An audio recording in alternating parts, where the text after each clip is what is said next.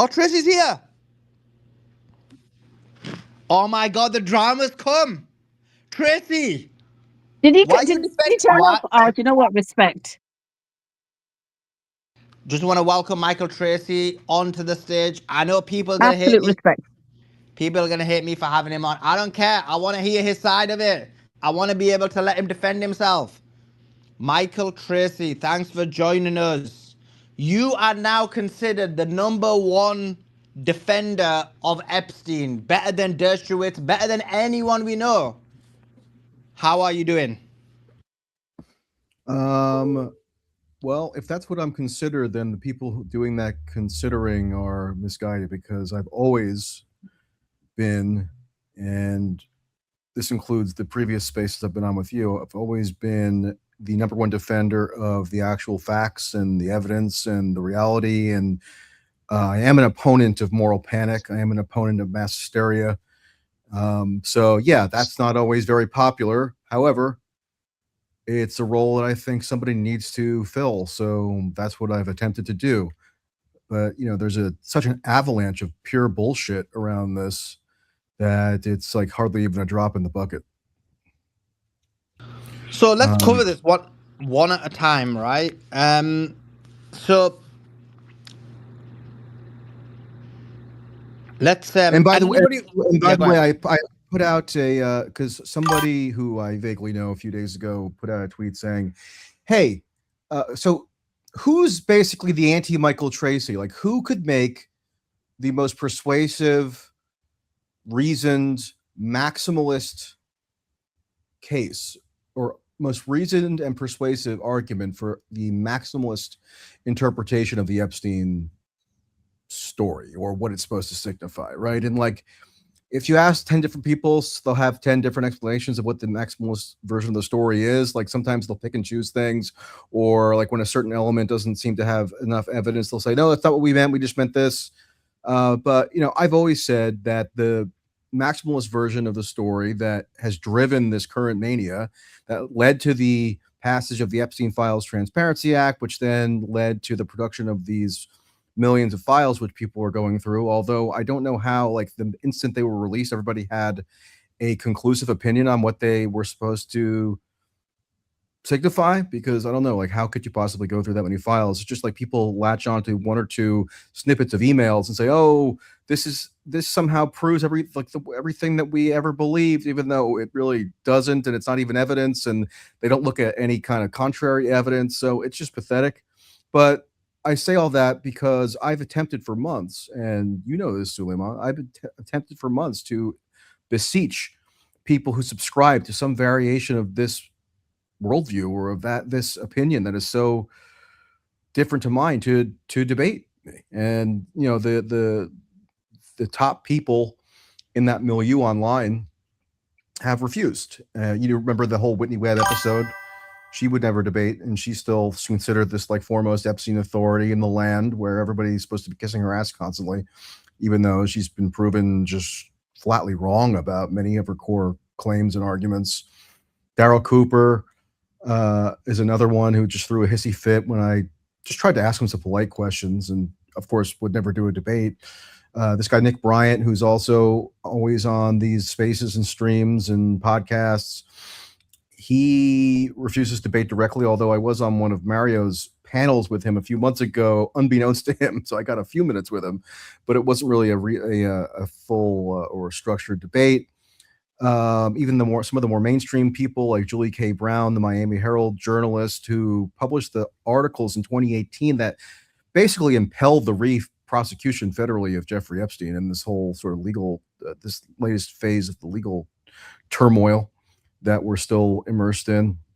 She refuses to engage. Tara Palmieri is another one who's always on CNN and MSNBC as their in-house like Epstein expert. And there are more. Now, people say, okay, debate Mike Benz. That was the consensus as to who could provide some kind of alternative view. Okay, I will. I mean, I've looked into some of his stuff, and I don't really follow the train of thought, but I'd be happy to do it. The point is, I've always been happy to debate anyone or engage with anyone. I do a good amount of media on this subject from people all across the political spectrum. Yes, including people who I don't agree with on other issues. I've done left-wing shows, I've done right-wing shows, I've done everything in between. Anything that I'm asked to do within reason, I will do. So that's Well, I have to defend you on this, Tracy. coming onto this space right now. Again, I know I've done this before, but I really don't want to stay for like multiple hours. So I'm going Yeah, to of give course. like maybe a 30 or 45-minute time limit, and hopefully I'll have the self-control. Don't put that, Tracy. Don't put that time limit on yourself. Free yourself from the shackles.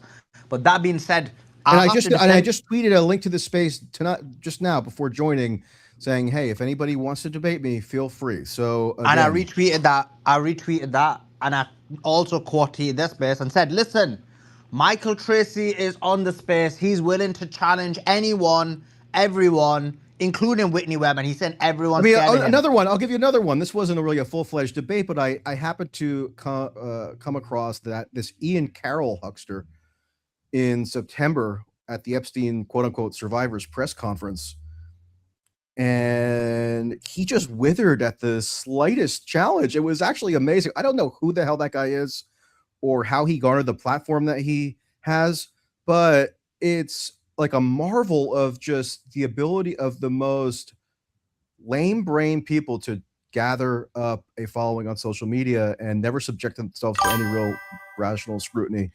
Because, over the course of the 20 or so minutes that I have with him, like, he just couldn't answer a single point. It was actually incredible. Anyway, that's another example. Yeah, and he was just on with Tucker yesterday, where they're saying, "Oh, there's another cover up. The cover up's ongoing. We're so angry about this." Okay, what's been covered up? Please explain. For months, everybody was saying, "Okay, we need the files." Well, we got a decent amount of files. We got millions of files. We got something that was unprecedented in American history. I don't like the redactions. I've been warning people for ages that there were going to be sweeping redactions because you know why? The quote-unquote victims and their lawyers have been in federal court hysterically demanding the most expansive possible redactions because they don't want any information that might contradict their carefully crafted narratives to come out, not least because they have the lawyers anyway, the Bradley Edwards, Brittany Henderson, David Boies cabal.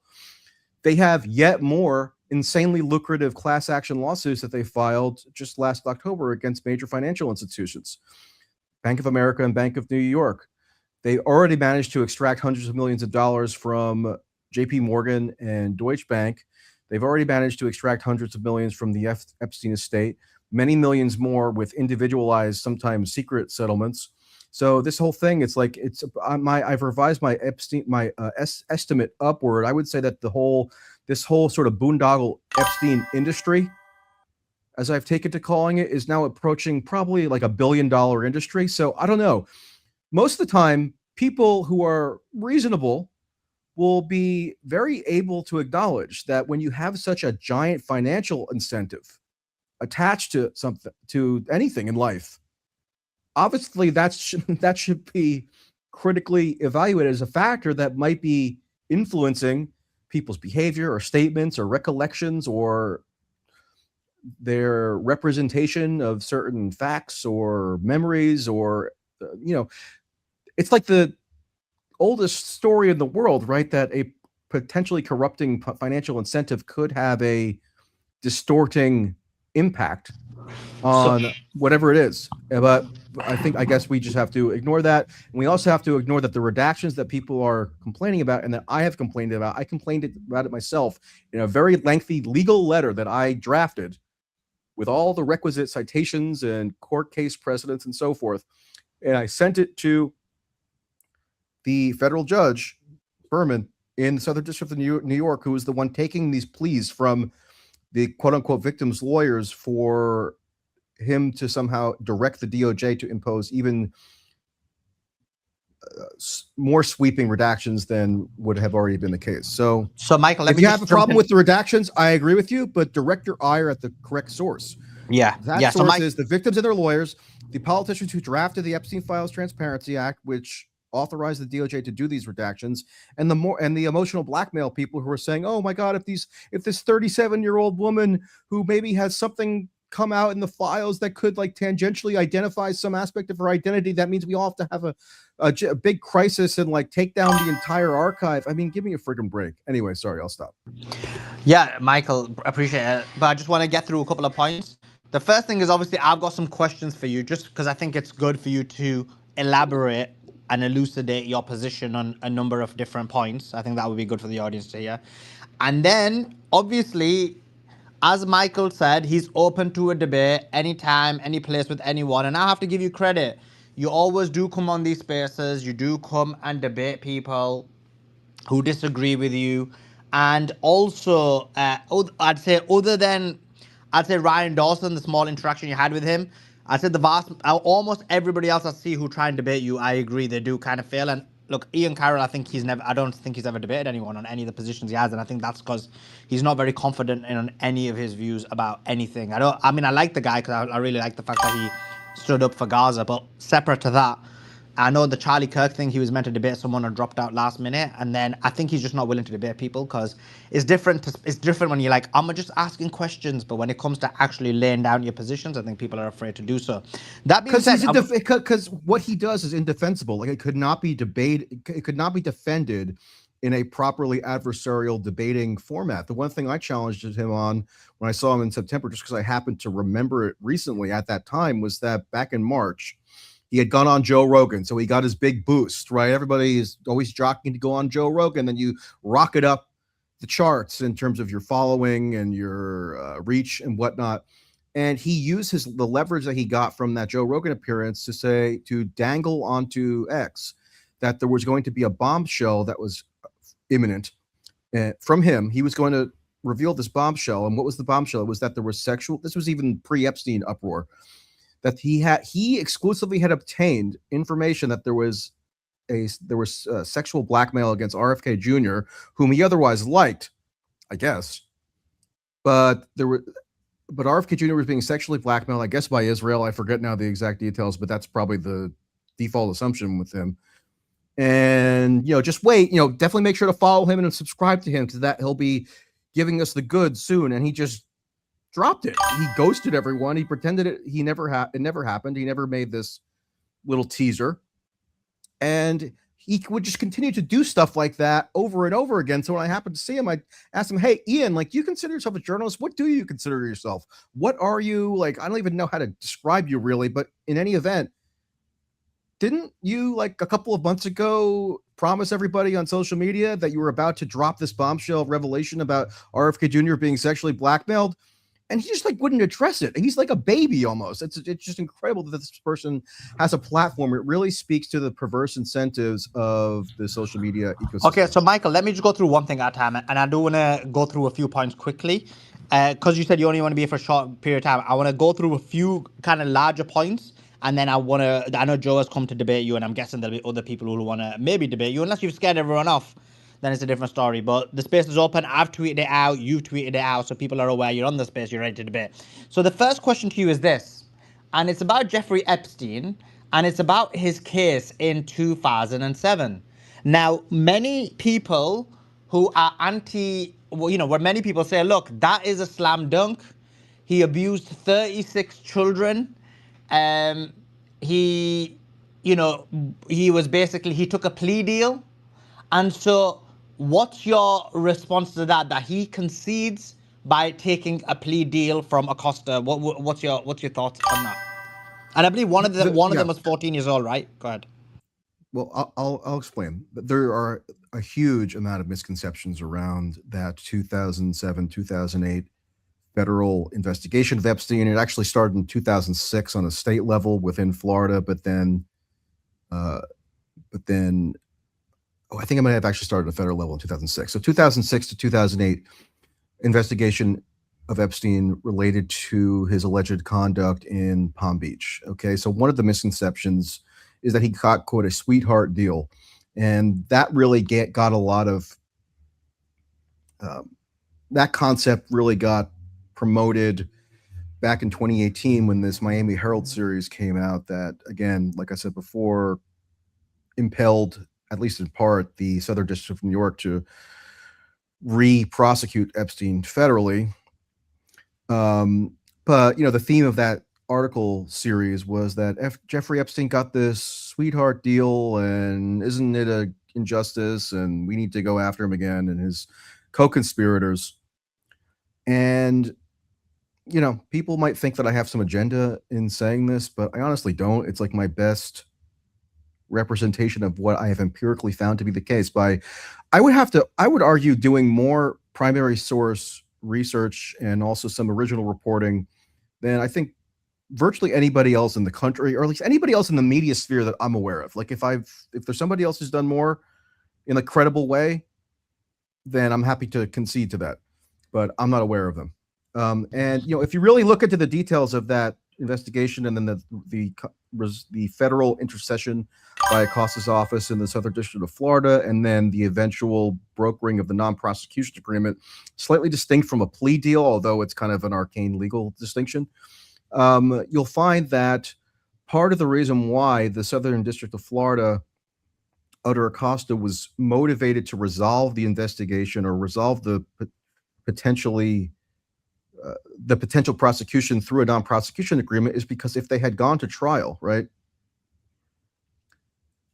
then there was a very good likelihood, and this is them discussing amongst themselves at the time. There's a lot of internal memoranda, emails, communications. There was a giant report produced, 300 plus pages by the Department of Justice Office of Professional Responsibility in 2020 that went back and reviewed that whole sequence of events from 2006 to 2008. You'll find that there were a number of major problems that caused them to lack confidence that they actually could successfully prosecute Epstein, or that he would be found guilty at trial. Some of the problems. Michael, question that. Just question on that though. Yeah, I'll give you the problem. Yeah.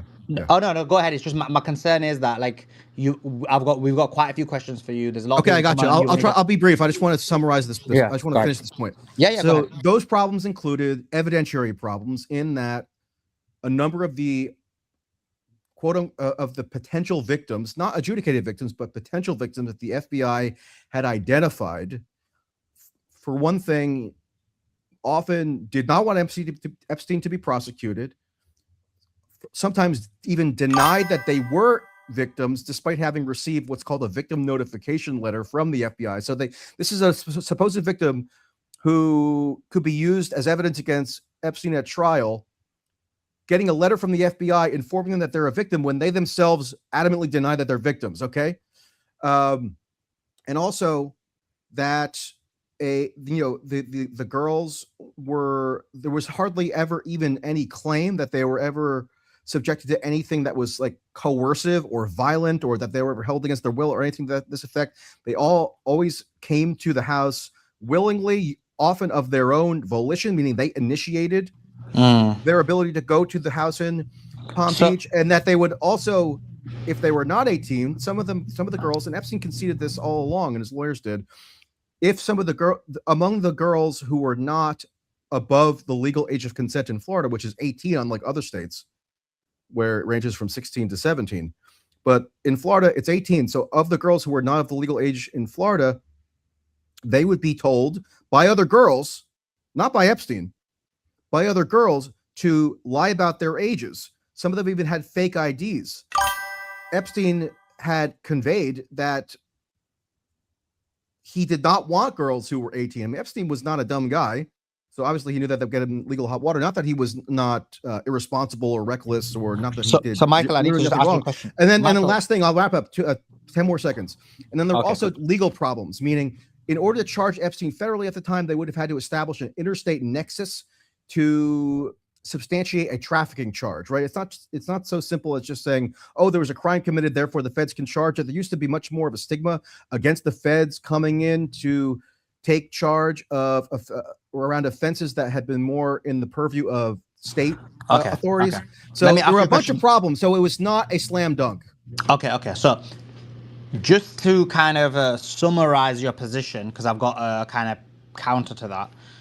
Your position is that the reason why there was an alleged sweetheart deal wasn't really a sweetheart deal, because in reality, maybe according to you, the case wasn't as strong as one would consider, and the people who were prosecuting were aware of this.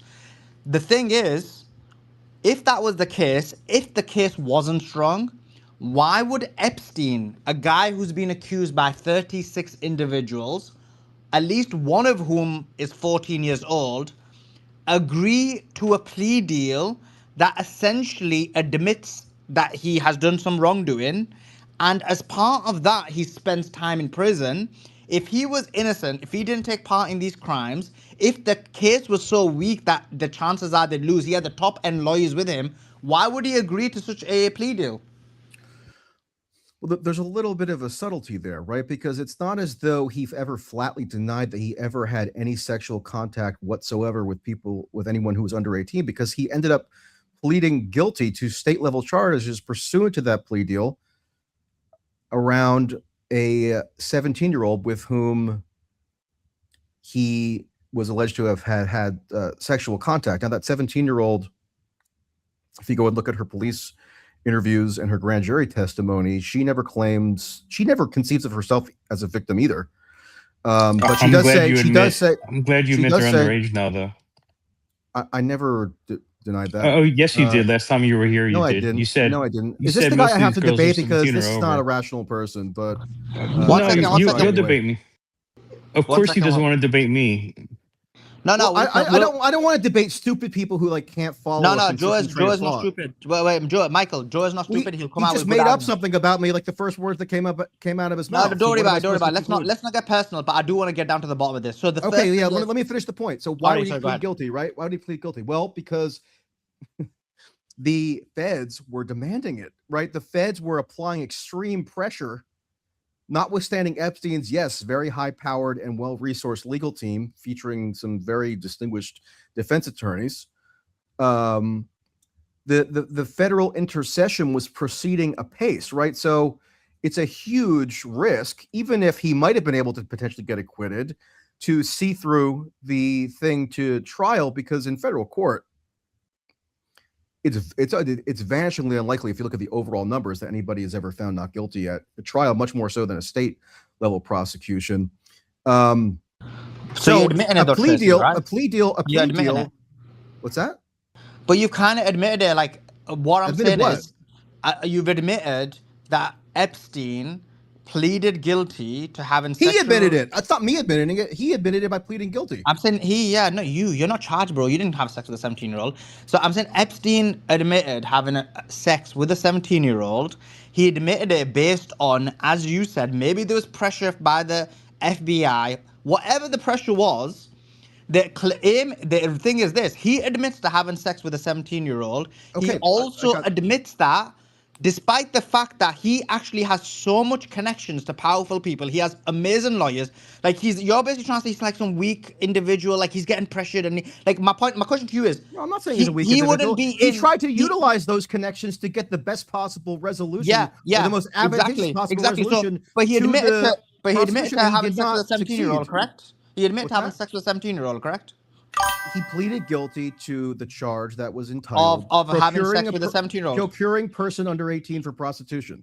So so you admit that he basically pleaded guilty to that, right? So already I admit that he pleaded guilty to what he pleaded guilty to. It was related to one girl who said that she, which was somewhat unusual for Epstein, had full sexual intercourse with him the day before her 18th birthday. Okay. That was the offense. So, of course I admit that. I admit what's in the factual and evidentiary record. I don't admit to these wild extrapolations that people want to draw from it. And also, as to the quote sweetheart deal, so now we're sort of flipping the argument, right? Because the idea is, you wouldn't, if it was such a sweetheart deal, then you wouldn't be asking me this question, right? Because of course he would accept the sweetheart deal and spare himself, decades in prison, right? Because obviously the sweetheart deal would be the obviously preferable alternative, but it wasn't a sweetheart deal. That's why he and his lawyers tried to pull out every trick in the book. I get you. But Tracey, let me just push back, because I don't want you to. I want us to have a back and forth. Let me just say Michael, it's just that you're just explaining. She was 14, by the way. No, she wasn't. Okay, she was 100% 14. No, it was the 14-year-old I'm going to come to. I don't think he pled guilty to this 14-year-old. And do correct me if I'm wrong. But the from what I know, that he pled guilty to the 17-year-old, but this was actually the other question I was going to have is, within the other 35 individuals, one of the individuals was 14, I believe. Yeah, that's not I'll the one he explain that pled one. guilty to. Nope. Sorry? Yeah, I'll explain the 14-year-old Yeah, if yeah. you'd like. And so my question to you is, that's what the sweetheart deal was. The guy gets accused by 36 women. They ignore the He doesn't 14, get accused by 36 women. That's just the wrong way of characterizing it. The 36 FBI individuals. claims that the FBI claims Yeah. that it has identified 30 whatever victims. Not that these people all came out and like held a press Okay, conference. that's fine. That's fine. That's fine. The FBI identified. The FBI was trying to extract the most possible victims they could marshal. No problem. Let me just ask you a question.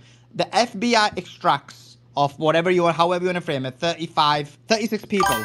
Within those 36 people, you have basically one person he ends up getting forced to plead guilty towards, which is the one which is 1 day before 18.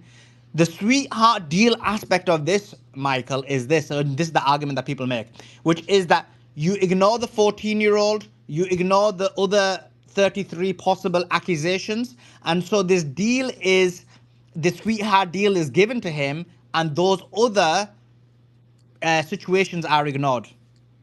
Okay, I'll get to the 14-year-old in a second, but the idea that this is a sweetheart deal in the first place is a fallacy. Okay, nobody had ever been charged or even been contemplated to have been charged with the crimes that Epstein was facing, meaning from the feds in 2008, for this kind of conduct, because it was essentially regarded as prostitution. Okay, not trafficking or not pedophilia, whatever, prostitution.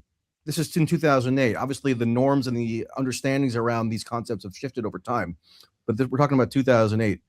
And it also just straightforwardly was not anything that could be reasonably called the sweetheart deal. It's not a sweetheart deal to have to register for life as a sex offender, okay, which is unbelievably onerous, meaning you have to determine what the requirements are for each jurisdiction you enter in the United States and also abroad. Epstein was adamant that he did not want to accept to do that, but he was ended up having to be forced to do that because of the federal pressure. Number two, they came up with this virtually unprecedented scheme where, pursuant to the non-prosecution agreement, Epstein would have to agree to pay civil damages to the alleged victims, have to pay for their lawyers, could not even contest their claims in civil court against him. This is not something that virtually ever the criminal law would be tailored to do, meaning like he hardly spent any time in prison. He was given like he was literally given the most chilled position ever after basically pleading guilty to having sex with an underage person. He spent around 13 months in custody, mainly in work release, right? He did have work release, but prior to work release, and I actually didn't know this, but according to at least a part of his infamous interview with Steve Bannon that finally came out, if the whole thing is out, I thought there were 14 hours. Somebody let me know. I watched about an hour and a half of it, but he says that prior to him obtaining work release in October of 2008, so he had, his sentence began on June 30th, he was in solitary confinement. So that's not very pleasant. He was given work release. He was given work release according to the same criteria that any other inmate would have been eligible for work release. I mean, I don't agree with this. And let me put this. In Florida, procuring a minor for prostitution is a second-degree felony. The result of that could be up to 15 years in prison and fines. The guy didn't get 15 years in prison. He got roughly a year, and he was mainly on work release, prancing about. I don't think that was the statute of 2008. I think the Florida legislature subsequently increased the penalties. So what was it then? I don't recall. I would have to go back and check. Well, it won't be that much of a significant difference. So Suleiman, you think that it's like reasonable forget Jeffrey Epstein, Joe Smith. Joe Smith pleads guilty through whatever process to having procured a minor for prostitution in Florida. And the minor that he procured was a 17-year-old who was just before her 18th birthday, who doesn't even allege that anything non-consensual ever happened, who came to visit Joe Smith 15 times on her own volition, who enjoyed, she said, or appreciated her experiences to some extent with Joe Smith, who was amply compensated and who recommended that other girls in her age group go to Joe Smith's house, you would say that like the reasonable term of incarceration for that person is 15 years. Hard time, really? Girl was No, 14. I'll tell you what I'm saying, Michael. Let's be clear on this. You're lying. And this is your issue. That was Avi. That was me. Let me be clear on this. I'm not someone who falls into this hysteria, which I agree with you. People are hysterical on a number of issues, and people aren't using logical, rational thought. So that's not someone I am, and that's why I'm speaking about things that are logical and rational. And so when I'm talking about this, yes, if there's, and I do think, and based on what we look at, what the sentence could be, what the claims were. I know there was even a statement by Acosta who said that he'd been told that because Epstein was or belonged to intelligence or was linked to it or whatever. Acosta never made that statement. Oh, who made that statement? Phony statement. Another myth. Who made that statement? That statement, that alleged statement, appeared in one solitary Daily Beast article by Vicky Ward, a tabloid trash journalist, in July of 2019. She buried the quote like halfway down the article. It doesn't even appear in the headline. She never did any follow-up. She sourced that statement. It's not directly from Acosta. It was never even claimed to be directly from Acosta. It was quadruple hearsay from multiple years prior, where she says that a former Trump administration official relayed this to her, that Acosta at some point supposedly said this. Okay. So let me tell you. It was almost certainly Steve Bannon, whom Vicky Ward was collaborating with on a book about Jared Kushner. So Michael, let me just respond to you. So the issue is, and I'll explain to you why it's a sweetheart deal. So normally what happens is when it's a maximum sentence, okay, we don't always get the maximum sentence. Rarely is a maximum sentence given, actually. 1 second. Yeah, I just said that. You're repeating what I'm saying. And so 15 years is there. Let's go with your point and that it was less. You can't remember what it is. Let's say it was 12 or 11 or 8 or whatever it may be. I don't know what it was at that time. I just know it's 15 at the moment.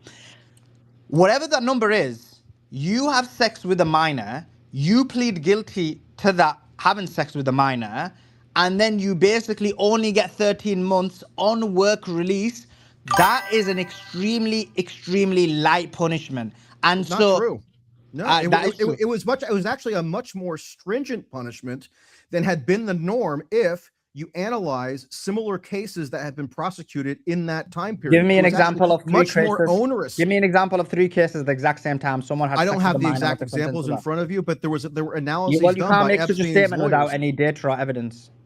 Well, the evidence is that there were analyses done at that time by Epstein's defense counsel, but they substantiated it with all the citations. Again, I don't have it in front of me at the moment. I would have to go get it. But it was clear that in terms of the severity of the conduct that was alleged, would have evidence in terms of the severity, where it was much higher. I'll give you an example. I'll give you an example. If Epstein committed that conduct, the same conduct as he committed in Florida, in New York, at most, it would have been a misdemeanor, like or even less, like a civil infraction, like the equivalent of a traffic ticket. Okay, so that gives you a little bit of an insight into how strenuously this was.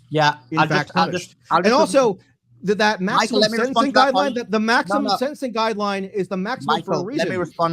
Because if you procure a 10-year-old for prostitution, obviously that's going to be punished much more severely than if you procure somebody who's 17 and 364 days old. Okay. Yeah. So let me respond to that. The fallacy in your claim, and then I'm going to bring Joe into this, is what you're basically saying is, and I'll explain to you what you're saying. And come on, you're a smart enough individual to understand how legal cases work and how prosecution present cases or present data, and then how the defense do it. So if Epstein's defense, people like Alan Dershowitz, are basically choosing cases and saying, look, here are like some cases, and in these cases people were given a light punishment. They can be very selective in how they choose it. And then the prosecution will actually bring cases, and they'll be like, actually, when you're having sex with the minor, you get a much harsher punishment, and this is part of the game. That's not evidence for me. If you did an actual overriding data analysis and said, look, I looked at the entirety of Florida, every time someone under the age of 18 had sex, they 50% of them had sentences that were lighter than Epstein, then you'd have some credibility in your argument. Right now, you're basically partaking in So if I don't give you a propaganda. precise case citation, so you don't have to cite any cases. Not the you don't have precise to cite case any cases. No, you misunderstood the point. To make You your argument, misunderstood but the I point. have to somehow go through the entire Florida. Michael, you've not understood the point. This is the problem. You've not understood the point. I've literally said the opposite of what you're saying. I didn't even say citations. I just said to you that if you were to cite cases that would not bring the evidence because you could choose and be selective, you never listened to my point. You already thought of a response and it was the opposite of my point. I said that someone can be selective and choose 2 or 3 cases and say, these 2 or 3 cases had lighter punishment than Epstein. I'm saying that's not the way you do data and that's not the way you do analyses. The way you would do it, if you were a rational, logical person, as opposed to being the defense attorney for Epstein, you would look at all cases. For facts and logic, not Epstein. No, I'm talking about Dershowitz because you cited them as proof of them presenting. Dershowitz didn't write this. Dershowitz had whoever it was, whoever the defense attorney was, you used them and cited them as evidence that they cited X number of cases and therefore other cases had lesser punishments. And I'm saying that's a fallacy, and I've explained why. And I'm saying the way you would do it, not to cite cases, so you're not even understanding my point. The way to do it would be you would get basically the data for Florida, and you have to acquire all the Florida court records and somehow distill it into a data point that I could cite to you. Exactly, and then you could say, actually, yeah, then you would be in a position to say, guess what? Maybe I will do that because. And then if you got that, then you'd have the data. But right now you don't. You're just basically relaying no data whatsoever that you're required to present. No, because you're making the argument. The one who presents the argument needs to make the claim. Your claim was you're making the argument your claim was that it was a sweetheart sentence. Your claim was that his punishment was not light, and you actually got, and his defense attorney provided less lighter punishments. And then I asked you what's the evidence for that. You said his defense attorney. I said, but they can just choose selective. I want the data for the entirety of Florida. If you go and find that data and information, and you said, guess what, Suleiman? I've actually looked at it, and Epstein's case. 90% of all cases got lighter punishment than Epstein. Okay, I will find the exact data. I'll actually do that. But now, how about the point that I so let's go to Joe, which is that if the same conduct occurred in the state of New York rather than Florida, it would have been either the equivalent of a misdemeanor or even a civil infraction akin to a traffic ticket. What do you make of that? Yeah, I agree with you on that. Okay, good. So we agree. Yeah. But bro, I'm not like you. Obviously, the law is different in different states. And some states it's 16, some states in the UK it's 16. If it was in the UK, he wouldn't have been charged for that as well. Right. So if this happened to take place in Palm Beach, Essex, then there would be no pedophilia crisis. She was 14, Michael. She was 14. She was not. You're wrong. You're just either lying or wrong. So stop. What happened with the 14-year-old? Explain that and then let Joe. I'll get you. I'll tell you about the 14-year-old. Okay, so there was a 14-year-old whose visit to the Epstein house in Palm Beach ended up prompting the initial Palm Beach police investigation of Epstein. What happened was this 14-year-old was recruited by another girl who was older, who we're now told is this survivor, quote unquote, Haley Robson, who at that point was either 18 or 19. And Haley Robson proposed that this 14-year-old girl come to Epstein's house and take part in a massage. And Haley Robson instructed the 14-year-old to lie about her age. This 14-year-old testified to this in numerous formats, civil litigation, police interviews, etc. And the 14-year-old then did, in fact, lie about her age to Epstein. Now, in terms of the massage itself, it wasn't always the same level of sexual interaction. Again, I'm not excusing or condoning Epstein. I'm just giving you the facts, meaning that not on every instance of a massage taking place would there be any kind of full-fledged or overt sexual contact. So what happened in that encounter was that the girl basically stripped down to her bra, wasn't fully nude, performed more or less a conventional massage on Epstein, although I certainly wouldn't get a massage from a 14-year-old. And that was effectively it. Like, there was no overt sexual contact. But when the girl's friends at school found out that she had gone to Epstein's house and done this and gotten $300 in cash, a lot of gossip broke out at the high school, and the girl got into a fight with another girl. The guidance counselor got involved. The mother was notified, and then the mother contacted the Palm Beach police. So And the girl admitted that there was no sexual contact with Epstein, so there really would have been no basis under Florida law, at least at that point, to charge Epstein with the procuring a minor for prostitution offense, which is why the quote unquote victim that was ultimately settled on as to who he would plead guilty to was someone with whom he had overt sexual contacts. Okay, let's bring in Joa. And by the way, I just checked New York. It is in New York as well, apparently a third-degree felony as well. But Joa, jump in with your but not for a 17-year-old. So since this is round 2, let me just do a recap, Michael. And if you disagree with something I'm saying, let's not do that, Joa, because we're gonna crash out. Just specifically challenge him on one point, and then let's go back and forth on that point. Because I know what's gonna happen. Then you're gonna start. No, I can do it on the point that you. If you don't want the debate, you want to end up fighting. Because I know what's gonna happen. You're gonna say it, and then he's gonna get angry, and you're both just gonna crash out, and then it's not gonna happen. So if you actually really want to get angry if he totally misstates a position of mine, like he did, like the first words that came out of his mouth. But if we stay rational and factually grounded, it's up to you, Joa, how you want to go ahead with this. But then, if you don't want the debate, it's your choice. Is it me cutting out or is it you guys? It's you. It's you. Shit. Okay, give me a second, Simon. You sound good to us, Joa. You actually sound good to us. Yeah, you sound fine to us, though, by the way, Joa. Okay, fine. And by the way, we haven't even gotten yet. I mean, we're talking about the more lower level Palm Beach prostitution stuff. We haven't even gotten to the more I got loads more questions. Pedophilic sex trafficking and blackmail stuff. We're gonna get to it. I can go there. Okay. So just on what this point that Suleiman brought up, right? The House Oversight document 010566 shows that there was overwhelming evidence of serial sex trafficking of minors across state lines, multiple victims, and years of patterned evidence. Standard sentencing would have been 15 to 40 years, possibly even life. He wound up getting 13 months, and although he was being charged by the federal prosecutor, he did time in state. He did time in county, right? That is a sweetheart deal. I don't know how you could see it any other way. What document are you referencing again? I'll pull it up right now. Yeah, go ahead. Okay. House Oversight 010566 and also 013415. Okay. The search tool that I have been using for the House Oversight documents somehow was disabled, so I have to figure out a way to get it easily. Okay, that's a good idea. You could ChatGPT it if you want, but I mean, they said they found overwhelming evidence and that basically he should have served. Who found? The House Oversight. The House Oversight Committee. The House Oversight Committee didn't find overwhelming. Oh, did it? I mean, I have to find the. Yeah, it says it had overwhelming evidence of serial sex trafficking of minors across state lines, multiple victims, and years of pattern evidence. But the House Oversight Committee itself did not conduct any criminal investigation. They just they do not, but they do look at evidence, and the conclusion they came up with is that this guy should have been federally prosecuted, which he was being federally prosecuted, but somehow he goes into state time, not federal crime. Okay, I'm sorry. Which gives you a lower sentence.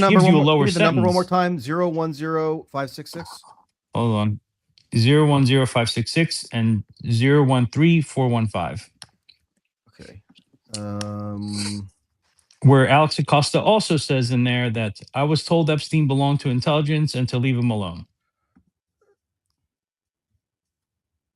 So is this? But that was later told by Vicky. That's the Vicky Ward for the 15th Judicial Circuit. Is that what you're that? I have the summary. I don't have the whole thing here. So you tell me. The summary. Yes. Okay. So this is where you got to look at the. So you're not looking at the original document. I currently know. I can look it up though. But do you want to know what the original document is? Do you want to know what the original document is? Because I just happen to be writing an article about this. It's a statement. It's a court filing filed by Bradley Edwards, the plaintiff's lawyer, who got massively rich based on his litigation. This is from a 2009 lawsuit that he was involved in with Epstein, and it's called a Statement of Undisputed Fact, which is sort of a filing where points raised by the counterparty are addressed by the original party, right? So this is not a finding by the House Oversight Committee itself. It's not a finding by any even law enforcement entity. This is a finding by a lawyer who was suing Epstein for millions and millions of dollars. So you're inaccurate. I'm pulling up the main thing right now because I know I'm not inaccurate. I'm actually writing a big post about this. Well, if you're writing a And big I took post, the then you should summary. look at the original document rather than getting an AI I summary. did write the original document. That's how I got here to begin with.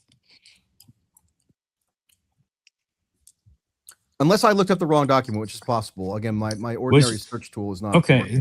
Let's make this even simpler. Was he being charged with sex trafficking? Was that his original charge? No, it was not. Yes, he was.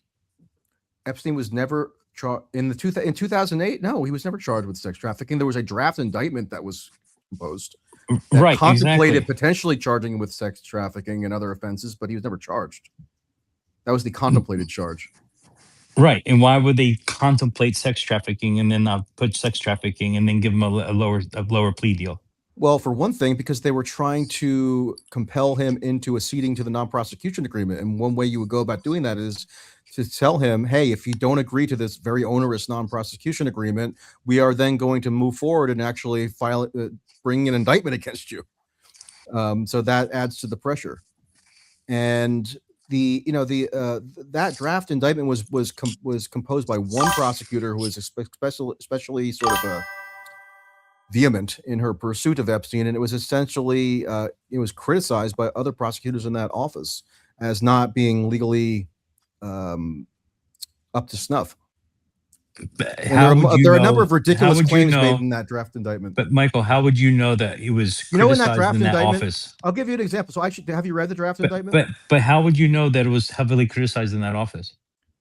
Because there have been emails and records that have come out in various forms, especially since 2020. The office. Can you show that? Since I just showed you a piece of evidence, because I've never seen that. Have you read the 2020 Office of Professional Responsibility report? No. Is that where I can find it? Yeah, it's in there, and then it gives you the citations, and you can read the whole email if it's accessible elsewhere. And actually, just in this latest release. Say the name again. So just search for 2020 Epstein Office of Professional Responsibility report. There's like a 320-page full version that the Washington Post published. Okay, if someone's listening, you can look that up while I talk to them, because I'll look it up afterwards. Okay, can we get to? And then in that draft indictment, you said like it's. I don't know what exactly you were reading the summary of, but you said, oh, it was clear that Epstein trafficked girls across state lines. I mean, that's so absurd. Even in that draft indictment, it's not even alleged. And this is the most maximalist possible. But I gave you two numbers. You looked at one. Look up the other one. Okay, I'll look up the other. Give me the other one. This is probably really boring for the people that are listening. Well, too bad. Give me the second one. Yeah, 1 second. Let me go back to it. I don't understand how it's absurd. Like Epstein had access to his own private jet. I'll explain to you exactly how it was absurd, because if you read that draft indictment that hadn't been public for ages, I actually had filed a FOIA request for it, but it finally just came out a week ago in this latest document dump. And it's a 2007 draft indictment, and they have to concoct a whole legal theory as to how Epstein could be charged federally, because these had been always considered quintessentially state offenses, prostitution, okay, especially if there's no obvious interstate nexus. So the theory that they come up with is that because Epstein's assistants, meaning his employees who were like younger women, but adults in their 20s or whatever, because they had sometimes used the phone to contact some of the girls, that constituted an instrument of interstate commerce. And also because Epstein, he did have a plane, and he would occasionally fly back and forth from New York to Florida or something. The claim was that because on one instance, they found that he had flown from New York to Florida and then the next day had one of these sexualized encounters, that somehow established interstate commerce. But that it was never even claimed. In order to, even as cockamamie as these rationales were, they never even tried to claim that there was any interstate trafficking, in that Epstein somehow facilitated the movement of some girl across state lines or internationally. It was always local to Palm Beach. So even in that maximalist theory, there was no claim made that there was any interstate trafficking, which previously would have been a requisite element for any federal trafficking charges. But they just, because they were so hell-bent on prosecuting Epstein or compelling him to plead guilty to a non-prosecution agreement, they expanded radically the bounds of what would constitute a trafficking crime. Now, flash forward to today, and like anything's trafficking. Like I could probably be trafficking you right now just by speaking to you over the internet or something. It's like absurd. But Michael, there are things that you don't need to go over state line for it to be a felony. For example, the fact that he had the 13 trafficking felony. the fact the fact that he trafficking, yes, but the fact that he had a underage girl of the age of 14 Or no, not a felony. hold on. Not a federal offense. It's got to have a particular element that makes it within the federal jurisdiction. I'm not talking about a state offense. Federal is a different set of laws and a different set of statutes that have to be whose requirements have to be met. So it's not a matter of it being a felony or not. It's whether the feds could charge it federally. Yeah, but example, if it involves photos, if it involves video, if it involves coercion, involves grooming, if it involves enticement, which the payment does, for even the girl giving the massage, that is considered federal. Not necessarily. It doesn't matter. It does. Yes, it does. Argument could obviously be whipped up, could be ginned up to that effect. I don't doubt that. Listen, just even the smallest thing, Michael, it's insane to me. It's like even the girl having the massage that he paid money to take off her top and give him a massage is a felony, and it's federal. And you just discounted that completely as if that's not a crime. So you think that everybody in 2008 who ever had a massage from a girl who was not of legal age, who was in her bra, and then the girl got cash for it, you think all those people were charged federally in 2008 except Epstein? They should be. Well, maybe you think that they should be, but I'm telling you they weren't. Okay, that would have been considered at the time a quintessential state charge. It wouldn't even have been fathomable that the feds would intercede in that kind of charge if it were to be charged at all, which oftentimes it wouldn't. But if it were, it would be a state charge.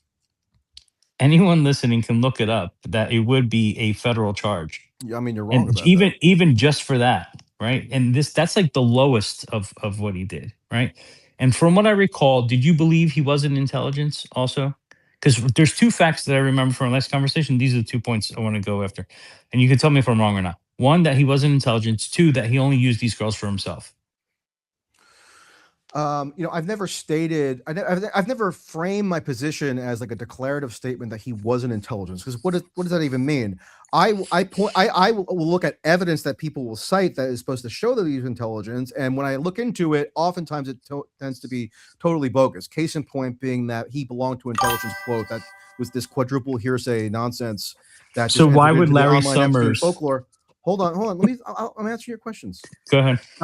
I've never denied that because he was this Bengali type figure or this master networker, that obviously he had connections or ties or associations or whatever with a huge amount of prominent individuals. Yes, including Israel, but also other places. I mean, people have been talking about Russia this past week, which is true. I mean, he did have interactions or communications with people who could be said were connected in some way to the Russian state. Also, the United States, the UK, France. Israel, maybe not France. Israel, maybe you want. I just said Israel, Saudi Arabia, other places. I'm sure. Okay. Why? Yeah. Michael, so when he says why would Larry Summers? I just don't know what that really is supposed to mean. Why would Larry Summers, who has access to the CIA, FBI, I mean everyone, right? I mean, he was very high up in the government. I thought Michael was agnostic about that the last time, because I'm the one who debated him on that, and he was just like, I'm agnostic. I'm talking about the accusations about the sex and other accusations he was focused on more. No, but I mean, I've always said, like, if there's evidence that Epstein was intelligent. He just said there was no evidence. Then I'll accept the evidence. No, there's evidence that he obviously had contacts with high-level people who would have some affiliation with one or another state's security agencies. Yes, but then you just went on a defense that every time you go and check out the evidence, it doesn't pan out. Yeah, that quote, that particular That's you quote. saying that he's not intelligence. No, he's talking specifically. I think you're talking past each other. He's talking specifically about the Acosta quote. He's saying that one isn't credible, but he's not saying that he's rejecting all possibilities of intelligence. So let's get into the actual things that Tracey is disagreeing with, and maybe people. But I also want to say one more point on the intelligence thing, and then I'll let you ask your next sort of round of questions. Because I'd like to bring up the Larry Summers thing. The intelligence thing is okay. let's say he was an intelligence asset, however people want to define that, what would be especially notable about that? Because lots of people are intelligence assets in one way or another, meaning they pass some piece of information to their contact, or maybe they perform some task for some intelligence service, even if they're not formally employed by them or whatever. Okay, let's just stipulate for the sake of argument that Epstein was that, whatever that is precisely. Okay, what are we supposed to surmise, right? Well, the only reason why that's a question that people are so focused on is because it's supposed to tie in with the pedophilic sex trafficking, right? And how that was supposedly covered up, or how elites went unpunished for it. So I've never bought the idea that those the intelligence and the sex trafficking are somehow disconnected. You're straw man in the argument. That's not like those who believe. So I do believe that there is a decent possibility, and I am gonna do. I'm in the middle of the research that basically, what's his name again? Jeffrey Epstein was tied to Israeli intelligence. And I'm going to put a number of arguments for it. Obviously, we'll never have certainty. I mean, when you're making those claims, you're never going to have certainty.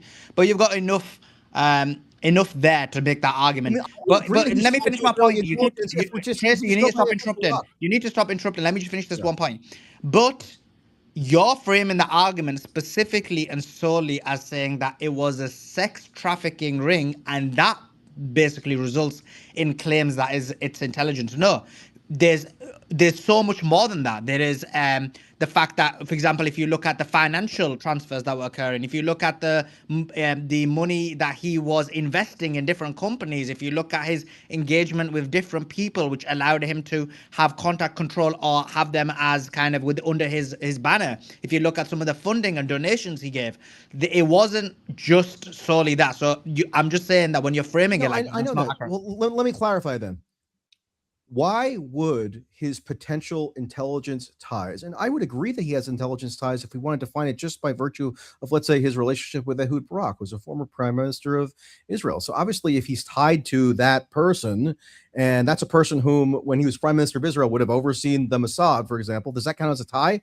Okay, then I'm willing to concede that Epstein was, quote, tied to intelligence, but I don't know if that's a very useful definition. But okay, but why would his potential ties to intelligence and his financial dealings be of such turbocharged, outsized, politically dominant significance or interest, but for the assumed connection those things must have to the underlying underage sex crimes, right? If there were no underage sex crime, okay, well, not only to me, it's multifaceted. Would we be talking about Jeffrey Epstein? Would anybody know the name, or would we be talking about Jeffrey Epstein in February of 2026? If not for the pedophile angle? Okay, so let me concede. So I would say there's a large number of people whose sole focus isn't that. I'm sorry, who aren't even bothered about that. Then there are people who are aware of it, but they think that the sex things are actually more important.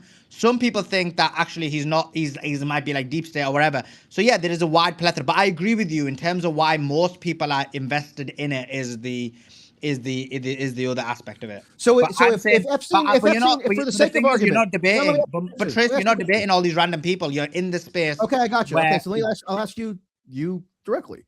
So let's say, for the sake of argument, Epstein was 100% exonerated from any sex crime, any pedophilia, anything. Okay, could you?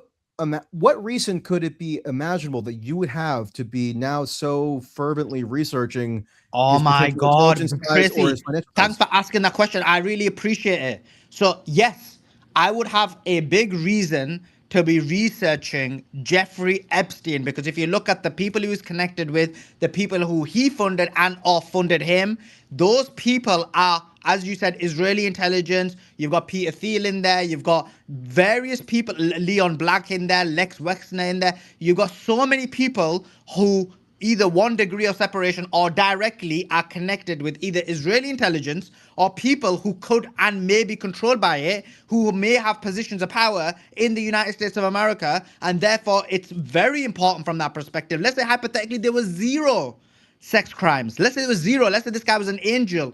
Even then, this case is important from that perspective. So this is I would agree with you, but that would just make Epstein like a dime a dozen, because there are countless people who would have some degree of connection with those prominent individuals, right? But the thing that distinguishes Epstein is that he's presumed to be the most notorious pedophile in like world history, right? So I don't No, think that Michael, you can would you have any address the cause other to claim? focus so that's not what exclusively on him. If Can it you was address about the other time. claim distinguishes while you're him. on it?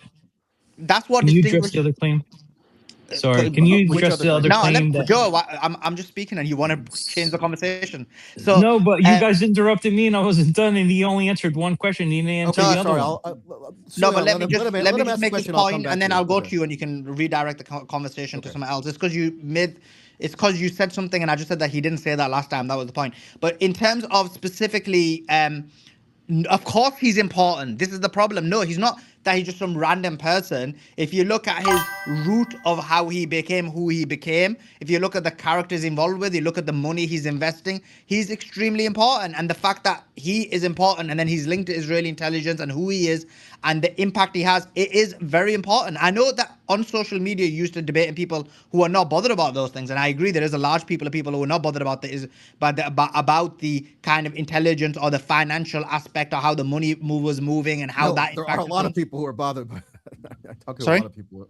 I mean, in my experience, there's an enormous amount of people who claim to be bothered by those things. So Oh, cool. So then that's fine. Then you admit that the vast majority of people are bothered about that as well, not just the sex stuff. But go ahead, Joe, then. Well, yeah. Yeah, the other question. My point is they're bothered of it ultimately by virtue of the presumed connections to the sex stuff. They're not distinguishable, really, in my judgment, and insofar as why we even know who Jeffrey Epstein is, or why there's such an outside interest in researching every facet of his life right now, or why millions of documents just came out on him. But anyway, Okay. go ahead, the other guy. Yeah, Michael, it's funny you call me the other guy like you don't know me. Joe. I don't know you last time- personally. I remember you from other Yeah. spaces. Yeah, okay. Sorry, I wasn't looking at the space. I asked you another question, which was, I believe that prior you said that it was only him that was using these girls. Is that correct? Again, it's that's not how I would have worded it, and I'm not trying to be weaselly. Yeah, go ahead. Word it how you want to word it. Yeah, so the way I would word it is there has never really been any credible evidence that Epstein, quote, trafficked any in a pedophilic fashion any victims to any additional third party prominent individuals. And yeah, I will still maintain that to be the case. Now, I know there are some examples of what I think to be a reasonably credible allegation that this guy Jess Staley, who worked for JP Morgan and was kind of like Epstein's almost like personal emissary to JP Morgan, or oversaw Epstein's portfolio at JP Morgan. I think there's like a reasonably credible evidence that at some point he might have had like a sexual affair or liaison with one of Epstein's lower level staff in New York.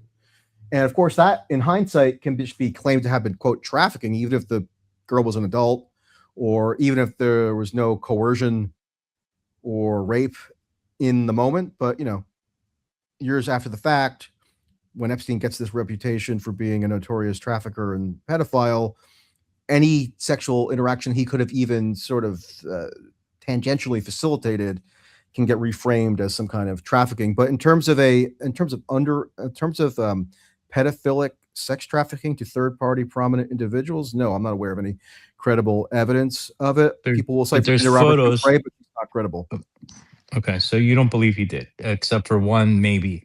But there's actually photos of a guy who is famous for finding some gemstone. I think they're called Trophskites or something of that nature. They're a green gemstone. New York, prominent New York Israeli What's his name? businessman.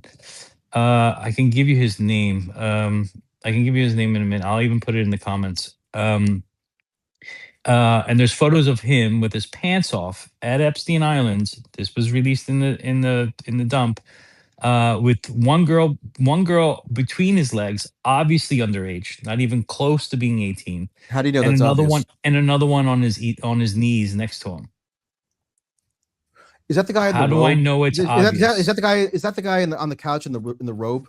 Yeah, the big fat guy Okay, yeah, I've seen that with one. his pants off. Yeah. Well, number one, you don't know that those girls were underage teen, even though you claim it's obvious. Because what did the Deputy Attorney General Todd Blanche say last Friday when he announced this latest production of Epstein Files? And what has the DOJ been saying in court filings now for like 2.5 months, that they are going to presumptively redact the facial images of all women, whether or not there's even a claim that those women were ever victims of anything.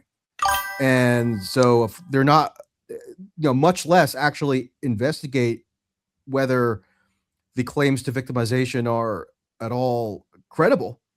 And on top of that, how's that there's never been any credible allegation ever that there's a photographic evidence. Hold on, separately from the Palm Beach situation, where I've said all along that there is credible evidence that girls who were not 18 went to the house, even if they might have lied about their ages.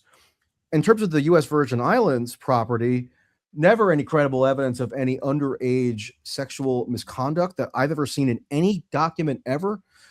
Obviously, there are a lot of rumors. There's a lot of hunches, a lot of insinuations and innuendos, and people just kind of like flippantly call it Rape Island or Pedophile Island because that's just become like part of the cultural, pop cultural folklore. But how old do you think those two girls are in the photograph? I don't know. I would love.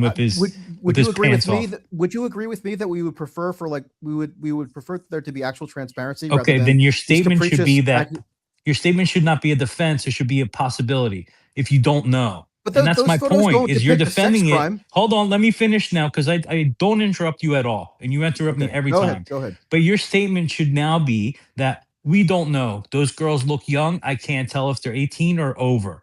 But that's not your statement. Your statement is they are definitely they're over 18. You can't tell they're over 18. So there's no credible evidence, right? And that's what's disingenuous, right? Because you're making a statement based on your bias because you want to be the expert of the Epstein defender. When in reality, if you actually look at the evidence and you're being intellectually honest, you'd say, I don't know how old those girls are. Possibly that is. But that's not what you're saying up here. I'll grant you right now. It's of course it's possible those girls were 18. I would pull up the photo and double check because I have seen it, but it's hard to say. Is it possible they're 14? I wouldn't have thought 15? That they were 14. 13. I have to go check. Can you let me pull up the photo again just to refresh my memory. Let's see. Which photo? Okay, we don't know because but let me ask you this. So that photo came out is now in the public domain as a result of the Department of Justice producing Epstein Files, right? Just as everybody was demanding. So wouldn't it be nice if we actually got some actual transparency and there weren't these arbitrary and excessive redactions and everything, so we could actually answer that question? Wouldn't you like to know, okay, what was the date of the photo? Who were the girls? Like to know. Let's check their date of birth, and then we could get an answer. But instead, because everybody is so fanatical about protecting so-called victims, even if we have no clue whether they're victims, because we don't know, right? Then we can't do the actual investigation that would be. But then that's what you should be saying, Michael, is I don't know. And that's not what you're saying. That's not what you came up here to do. I'll say right now to you, I don't know what age those girls are. I have no problem saying that. But does not work. But also the photo itself doesn't prove or disprove anything. Like there's no sex crime depicted in the photo, right? I think that's evidence of a sex crime. What sex crime is being committed in the photo? He has his pants off. She looks like she's ready to give him a blowjob. Like literally like bent like on her knees about to go down. In a robe. Yeah, with his pants off. You can actually see his dingling. Do people wear pants when they wear a bathrobe, typically? Yeah, but normally I don't get naked and show my junk to neither do I. Two chicks, right? Don't lie, Joe. I mean, wouldn't you like to do that if you're if they're not if they're underage, dude? And they definitely look underage. Their arms are like the size of like two of my fingers. Joe, which photo is this are you talking about? We posted it in the comments. No, I was gonna do it as soon as we were done debating. I'll put it up there, unless Michael already has it and found it. I have it. I don't that guy's dead already, by the way. R.I.P. R.I.H. So let me ask you this. So the FBI, I'm granting we don't know the age of the girls. Fine, they don't look like anything close to. Okay, so then why are you defending things automatically? They don't look like anything close to prepubescent to me, so I guess we can rule out pedophilia. But in terms of their precise age, I agree. We don't know. But the crime is However, about a minor. It's not about pedophilia. It's a minor. sure, I'm just noting that if in terms of pedophilia, it doesn't seem really to be a plausible. No, Do they you know don't who go defined? prepubescent. Do you know who made that definition? This prepubescent definition of what pedophilia is. Do we know the institution that actually It's this in all definition the is by? if you look at any medical association that produces like just clinical definitions of syndromes, that's what the definition still is in the medical literature. Because like pedo is the Latin for child, right? And is it, or am I getting the etymology right? But so like a pediatrician, right? That's who you go to for your children. And so I mean that's in terms of the medical literature and what would be given as a medical diagnosis. Yes, it's always been for prepubescent children. I know just in terms of the popular lexicon, it's been radically expanded to the point where I don't know. I think maybe a 25-year-old girl could be considered to have been pedophilically preyed upon. Maybe if there's like a big enough of an age gap or power imbalance or whatever, but at this rate. But you know, for most of recent history anyway, that has referred to prepubescent children. But let me ask you this. Okay, so I have granted that. So I'm going to ask if you will be willing to grant something, since I have granted that we don't know those females' ages in the photo. Mm-hmm. I'm not agreeing that it's proof of a sex crime, because I don't see a sex crime depicted. But in terms of the ages, I don't know. Yeah, sure, we don't know for sure. Would you be willing to grant that these excessive redactions inhibit our ability to properly investigate the very question that you're raising? And moreover, those arbitrary and excessive redactions are the function of the demands that have been made by the quote unquote victims and their lawyers, and that have been acceded to by the DOJ to impose what I would hope you acknowledge, but you could tell me, are irrational criteria for redactions. Like, why should those photos be redacted? Let's say just for the sake of argument, let's say they are not underage. Let's say they're 19, okay? And let's say that they don't claim that they're victimized, they were ever victimized. We don't know that for sure. I'm just asking as a hypothetical. Do you think that even in the case, even if it were the case that they were 19 and they do not claim to have ever been victimized, that their faces should still be redacted in these government records, that these public records should be marred by these concealments because of like some victim saying that she's harmed by something, or claim, like, do you, in other words, is the fact that we can't analyze this photo in greater depth, does it tell you anything about the reasoning behind these redactions that might cause you to have like some doubts as to the rationality of the redaction criteria? No, Michael, I'm not a woman, so I don't know, right? Well, you don't have to become a on. trans person to answer the question. I don't think you can still use. No, your I'm just saying, if a woman was a victim, right, would she want her face redacted? And I think yes, regardless if she's over 19 or under 19 or whatever age they are. I think a lot of women would want their face redacted.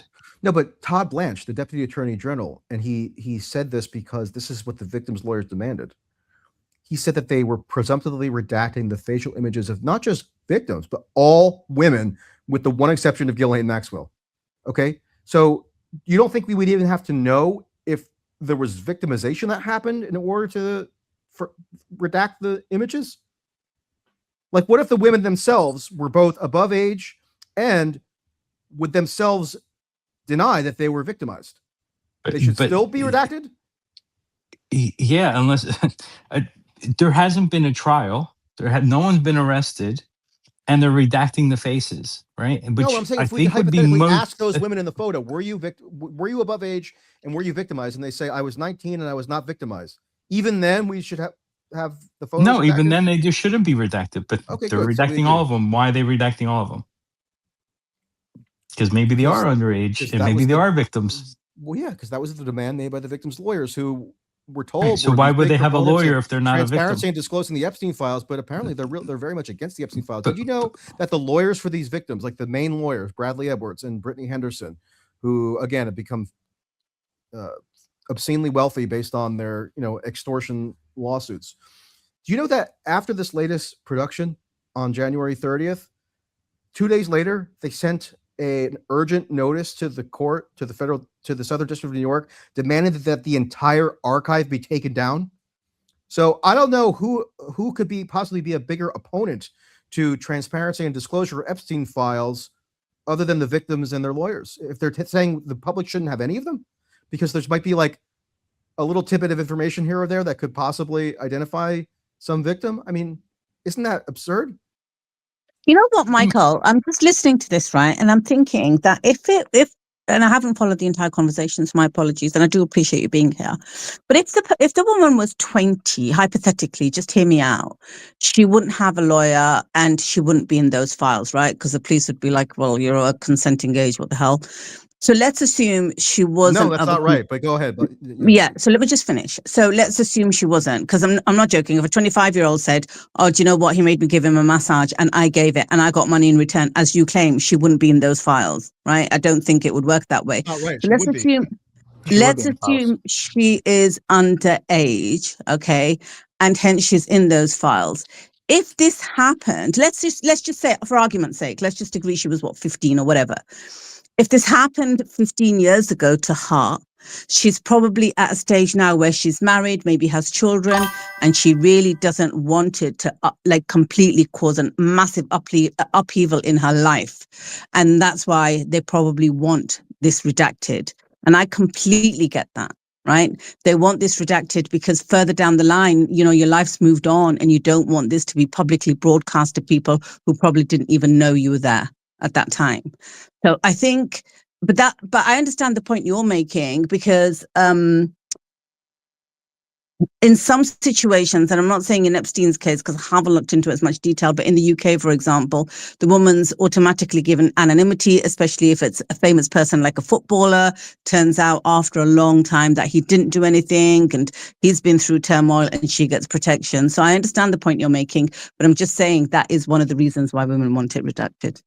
Well, yeah, so a few points. In terms of the UK law, I had to familiarize myself with this recently, believe it or not, because I wrote an article about a woman who was actually a UK national who got a settlement from the Epstein estate very recently, June of 2025, and she who in the past, as recently as after Epstein was federally arrested, okay, in July of 2019, sent him an email that came out in the House Oversight Committee files saying she doesn't believe these women, they're abusing him, like she never knew Epstein to be anything but a wonderful person who treated women well, and like she was like vociferously defending Epstein, and also she had dated Prince Andrew in the early 2000s, like as an adult in her late 20s. And so there was like Daily Mail tabloid articles around that. And is it Victoria? Is it Lady Victoria? No, it's not Lady Victoria. I know Lady Victoria. Actually, no, it's somebody else. Lady Victoria doesn't claim she's a victim. She's actually very skeptical of the victims. Yeah, she is. She is. And sorry, I didn't hear that bit. I just heard the dated Prince Andrew. Yeah. So the reason why the UK law came up and became relevant was because when I contacted the lawyer of this person, telling him that I had found her identity, because it was newsworthy, and certainly the fact that she had written that email to Epstein after he was arrested was newsworthy, and like there are also a bunch of other weird things. I mean, people can look it up on my Substack. It's from early December if they're interested. But this lawyer threatened that he was going to sue me because he claimed that the same laws that are operative in the United Kingdom, which are much more stringent about that, would actually and would potentially penalize media outlets if they were to publish a quote victim name or an alleged victim name. He was trying to make the argument to me that those laws apply to the United States, which thankfully they don't. So I did publish it, and of course the First Amendment protects my ability to do so, and that's one of the few things that I'm willing to say is good in terms of like the virtues of American exceptionalism, the First Amendment, as opposed to laws in Europe and elsewhere. No, but it's mentioned, specific to the UK as well, Michael. So when there were allegations that Prince William was having an affair, the UK tabloids or the UK media did not cover it at all. There was mass notices and injunctions, and they were afraid of being sued. But it was all over Europe. You just have to go to you can't see it in the UK, but if you go to Europe and then search over when you're in Europe, you'll see who it was with and everything. So it's just UK. Yeah, I should have said specific to the UK, which obviously has much more permissive libel laws and so forth.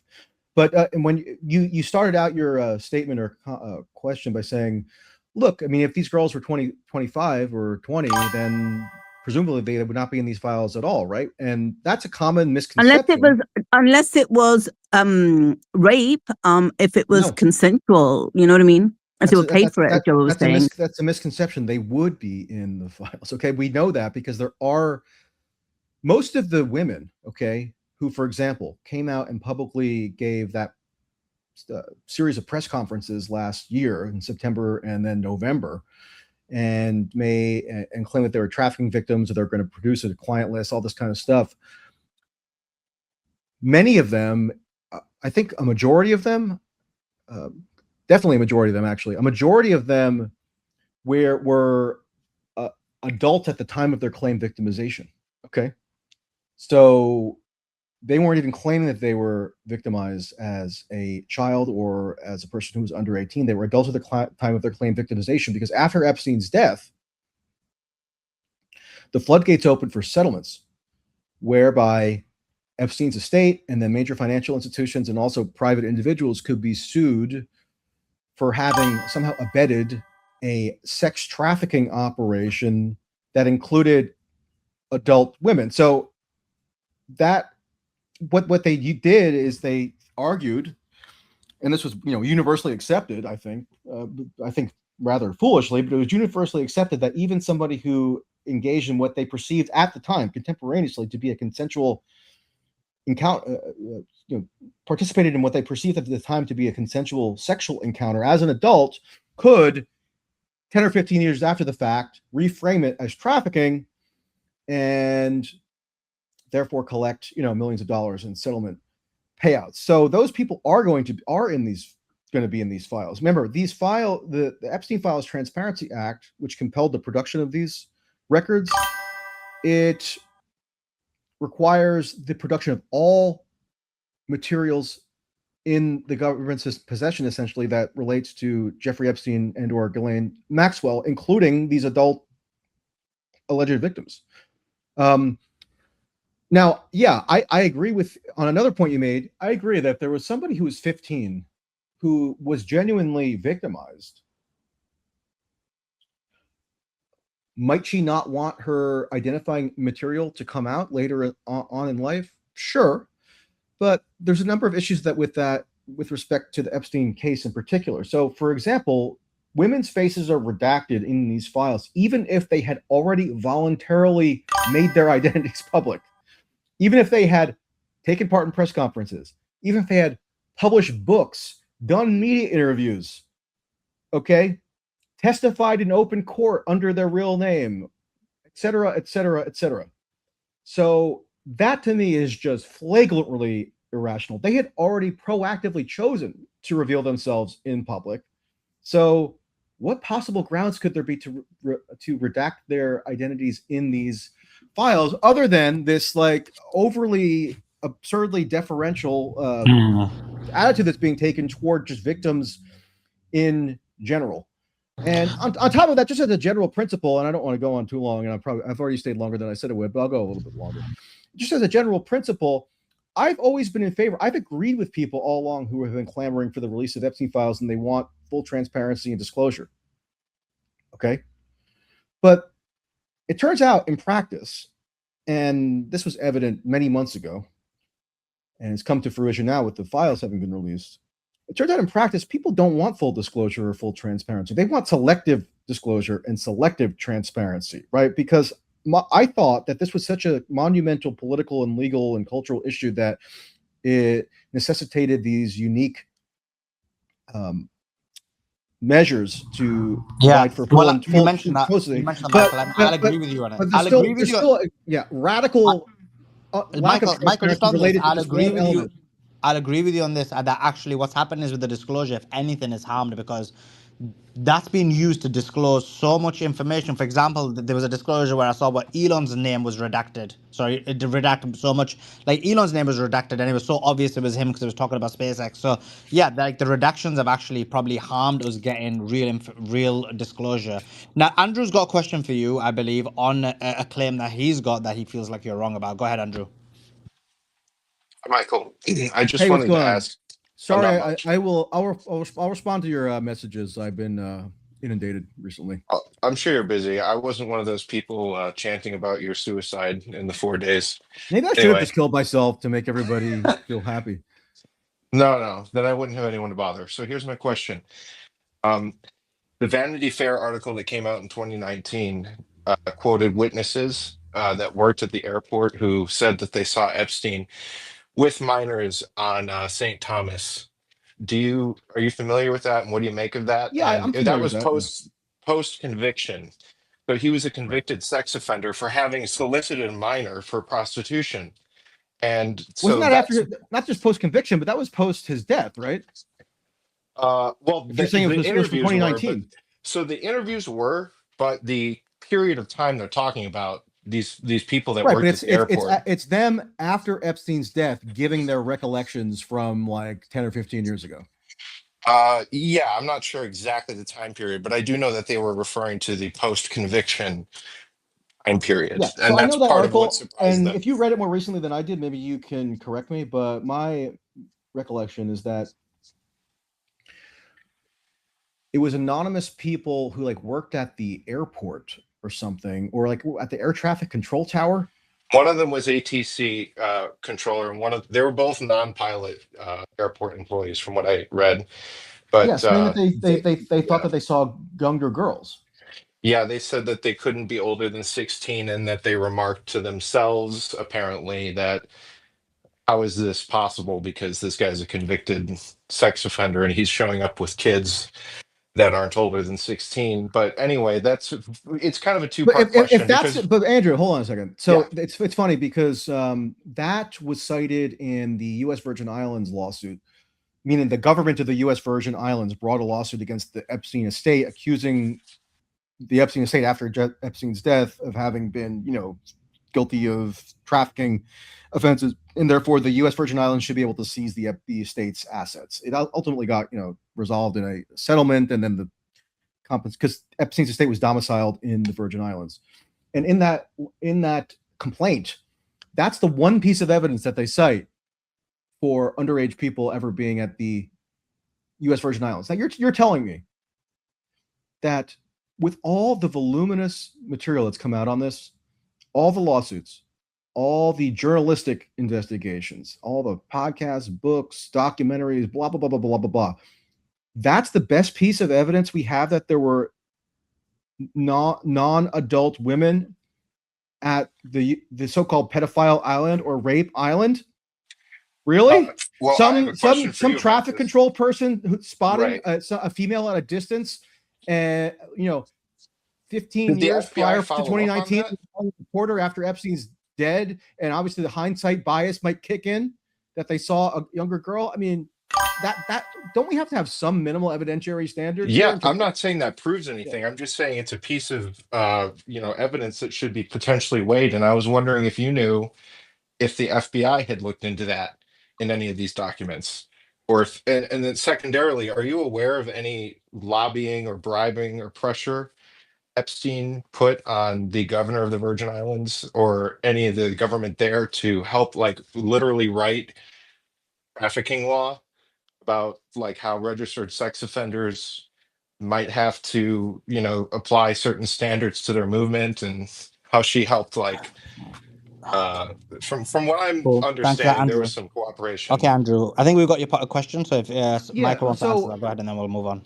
to my knowledge, Epstein never lobbied the U.S. Virgin Islands in terms of how to draft a trafficking law. What he did was, yes, use his philanthropic largesse to attempt to get the most advantageous possible arrangement when he was after he was a convicted sex offender that would be the most lax or the most permissive in terms of like what he was required to do under the U.S. Virgin Islands sex offender registry.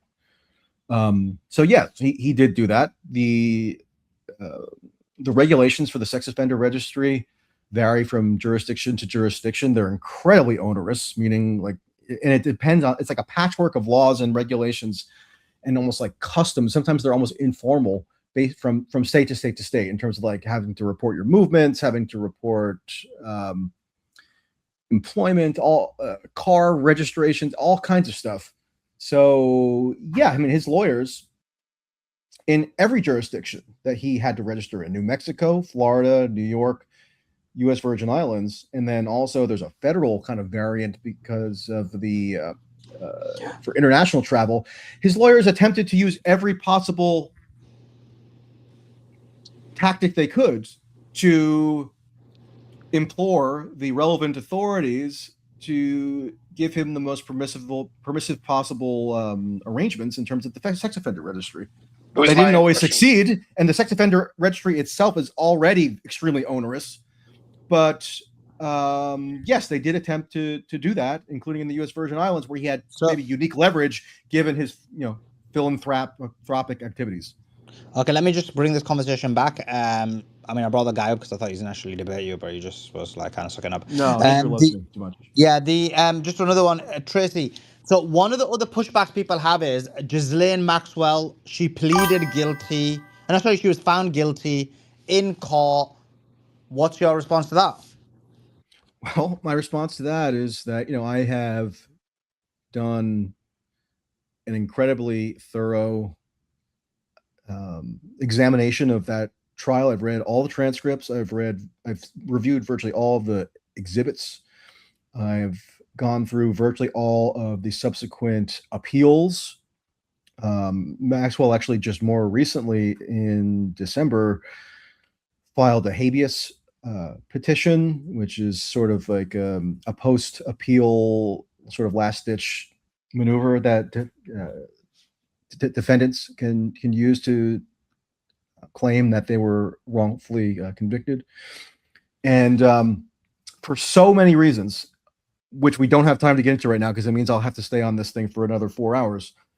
But for so many reasons, my position is that that trial was fundamentally farcical. The evidence was laughably flimsy. It essentially came about because there was huge... Oh my God, Michael, seriously. What's that? I was like, oh my God, seriously. Yes, seriously. The evidence is laughable that was presented in that trial. I'll just give you a couple of quick examples, okay? So yeah, thanks.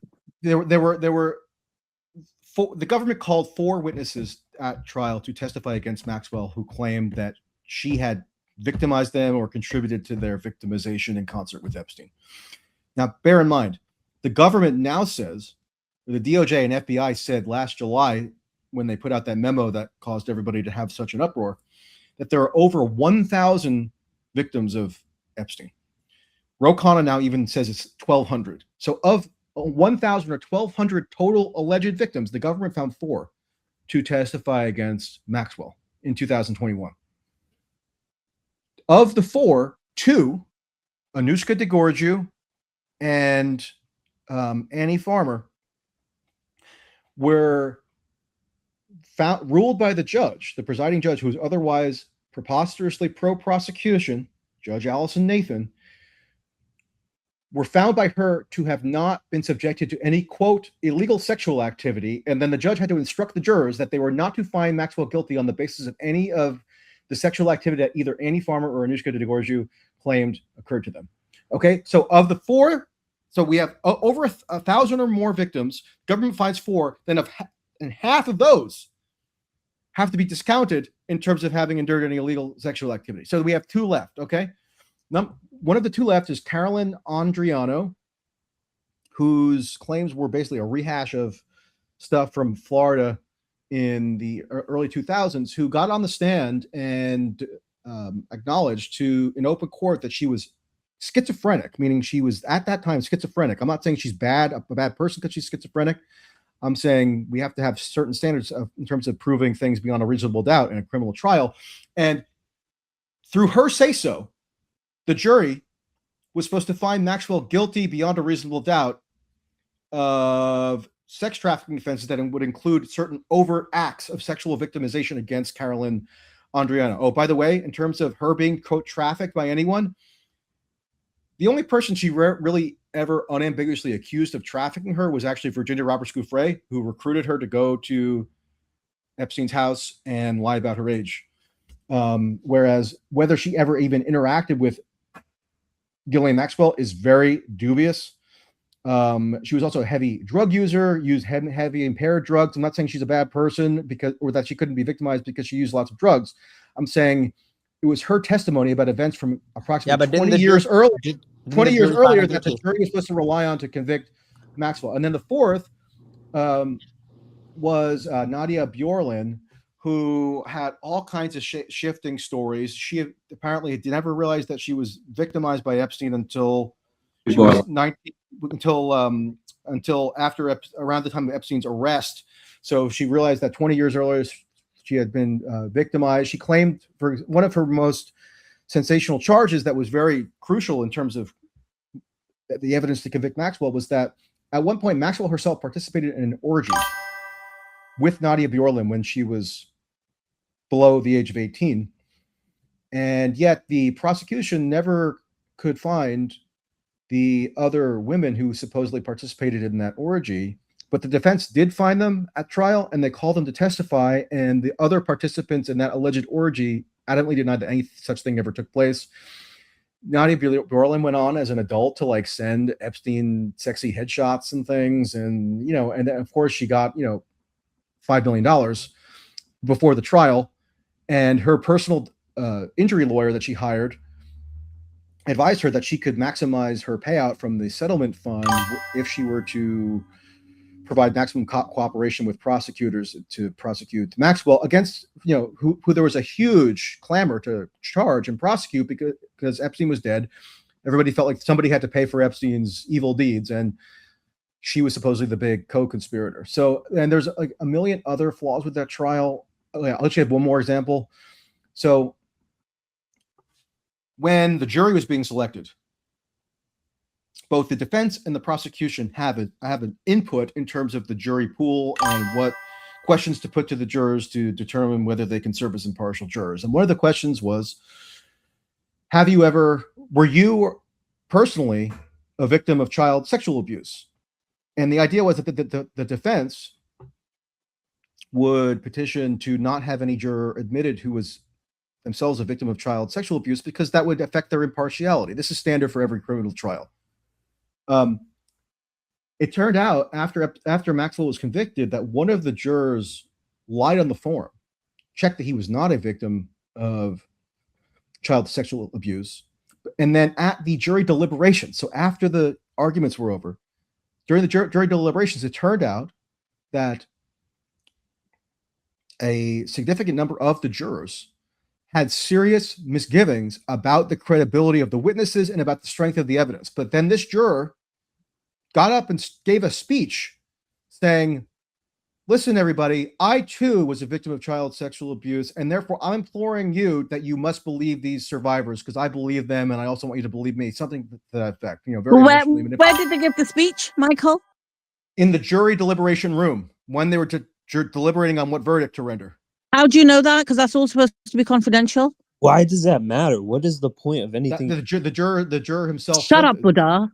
Because the juror himself talked to the media afterwards and declared that he did this. So he actually talked to the media. That's all supposed to be confidential. You're not even supposed to like talk about what happens in that room ever. Well, jurors can if they want to. They're not obliged to talk about it. It's not, you know, there's nothing stopping them from discussing it. It's like they're not required to keep it confidential. What during the trial?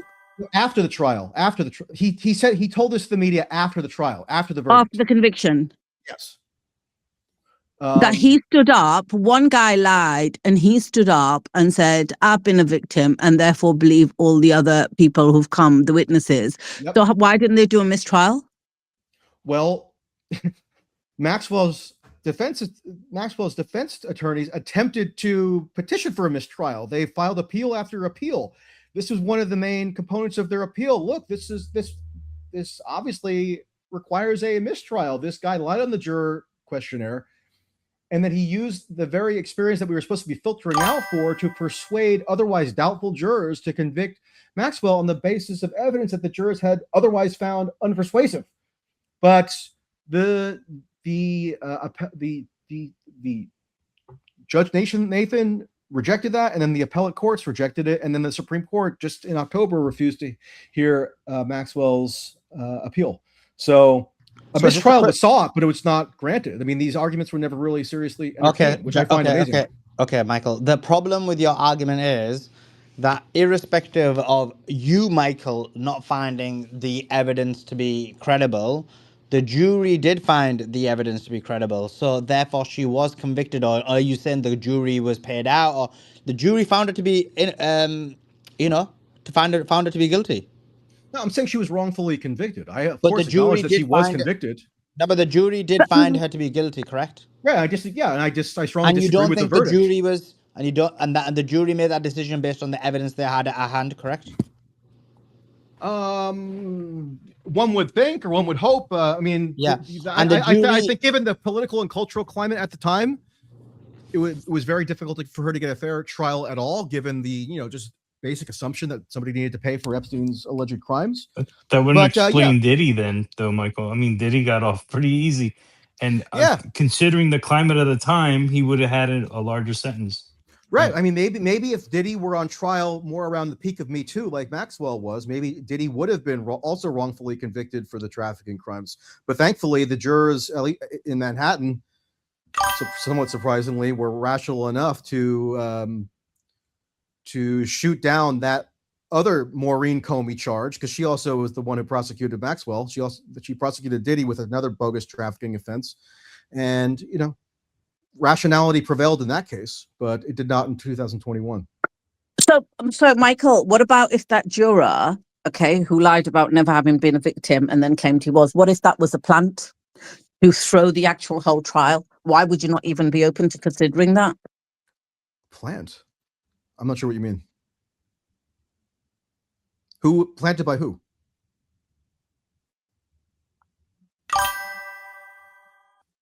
Hello? Yeah, she went back.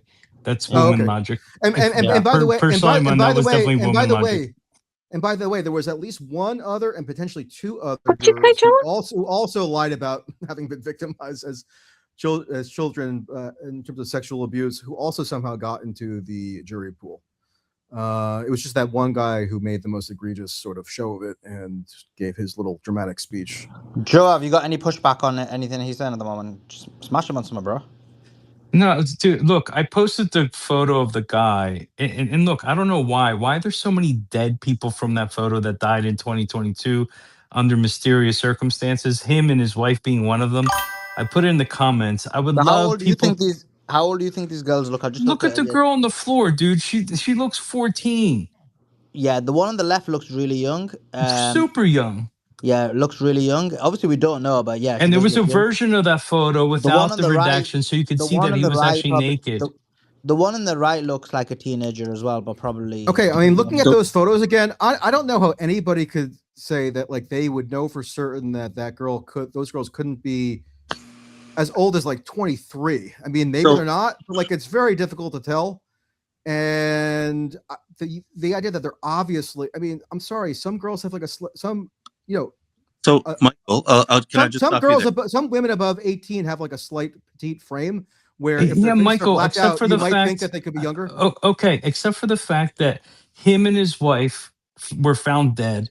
Another guy from the Epstein Files was also found dead. A bunch of them died in 2022. Why? Can you give me that guy's name again? I put it in that post. It's Andre Asaf. Yeah. Andre what? Asaf. Asaf. ASSAF. Andre Asaf. Okay. Yeah, his name does not show up in the thing. Only the picture. Okay, so he died in 2022 at the age of 79. Like, that's not a crazy age for somebody to die of natural causes. Him and his wife at the same time. And so, what do you think? They were murdered by who? Well, there was other people that also died right around the same time that were also in photos from the Epstein thing. Like who else? I forget his name. I'll look it up real quick. But Sorry, I'm the quick one question. posting evidence, and you're not. But I'll go get it. There's So another Joa, guy too. so Joa and Michael. Just before Are you go, amateur, and then I'm gonna give it to you so you can okay. hopefully you debate Tracy. If not, then this is just lame. If anybody wants to disagree with Tracy, come up, because one guy messaged me. He's like, I want to disagree with Tracy, and then he starts to come up to him. Right, this is a super chat we've got. Right, Avi. This is from Avi. He's a few. He says this. It's just three. Under Florida law, a minor cannot legally consent to commercial sex. So once Epstein pled guilty to procuring a person under 18, consent is legally void and irrelevant. Why does Michael Tracy bring up consent? He also said police interviewed about 30 underage girls, but that number reflects only those identified and interviewed, not the total number of victims, which investigators believed was much higher. The DOJ OPR report specifically criticized Alexander Acosta, the same U.S. attorney faulted for approving Epstein's sweetheart plea deal, for poor judgment and mishandling the case and the victims. Michael. Okay, so that person is correct that the DOJ Office of Professional Responsibility did fault Acosta, not for bringing not for the plea deal itself or the non-prosecution agreement, which it was agreed was responsibly arrived at as a resolution. It was about the victim notification aspect of this, which is a convoluted legal thing, but essentially there was ambiguity as to what obligation the DOJ had at that time to provide pre-conviction notifications to alleged victims that a plea deal could be imminent. And there's all kinds of civil liberties issues with that. Like, why should the FBI be in the business of notifying alleged victims that they've been victimized prior to a conviction of the defendant? Like, before somebody's convicted, how do we even know that they've been victimized by the victimizer? So anyway, so it wasn't that the OPR faulted Acosta for the non-prosecution agreement as such. It was this ancillary element to it around victim notification, but they also said that they found no evidence that anybody, whether Acosta himself or his subordinate attorneys, were motivated by any corrupt purpose, but were inordinately influenced to provide Epstein with any kind of undue leniency. They even talked about the intelligence thing. That's where Acosta, in contrast with that phony Daily Beast quote, he actually was asked under oath and under penalty of perjury, did you have any knowledge that Epstein was connected to intelligence? He said absolutely not. He had no knowledge of it, and it had no bearing on his formulation of the non-prosecution agreement. And sorry, give me the first two questions again. He said that he said that basically, why is it under Florida law a minor under Florida, yeah. Okay, so under Florida law and under every state law, with the possible exception of Maine now that might have sort of semi-decriminalized it, no person of any age is legally permitted to engage in commercial sex acts. But so I think what he was saying, or she was saying, was that no one under 18 can engage in any kind of sexual acts at all consensually with people over maybe a certain age, depending if the Romeo and Juliet provision kicks in, meaning if like they're 2 years older or something. So yeah, no, I acknowledge that under the law, the 17-year-old would not have been permitted to consent. But at the same time, she herself said that it was consensual. So not as a legal matter, but as a matter that maybe should inform our general perception of the severity of the offense.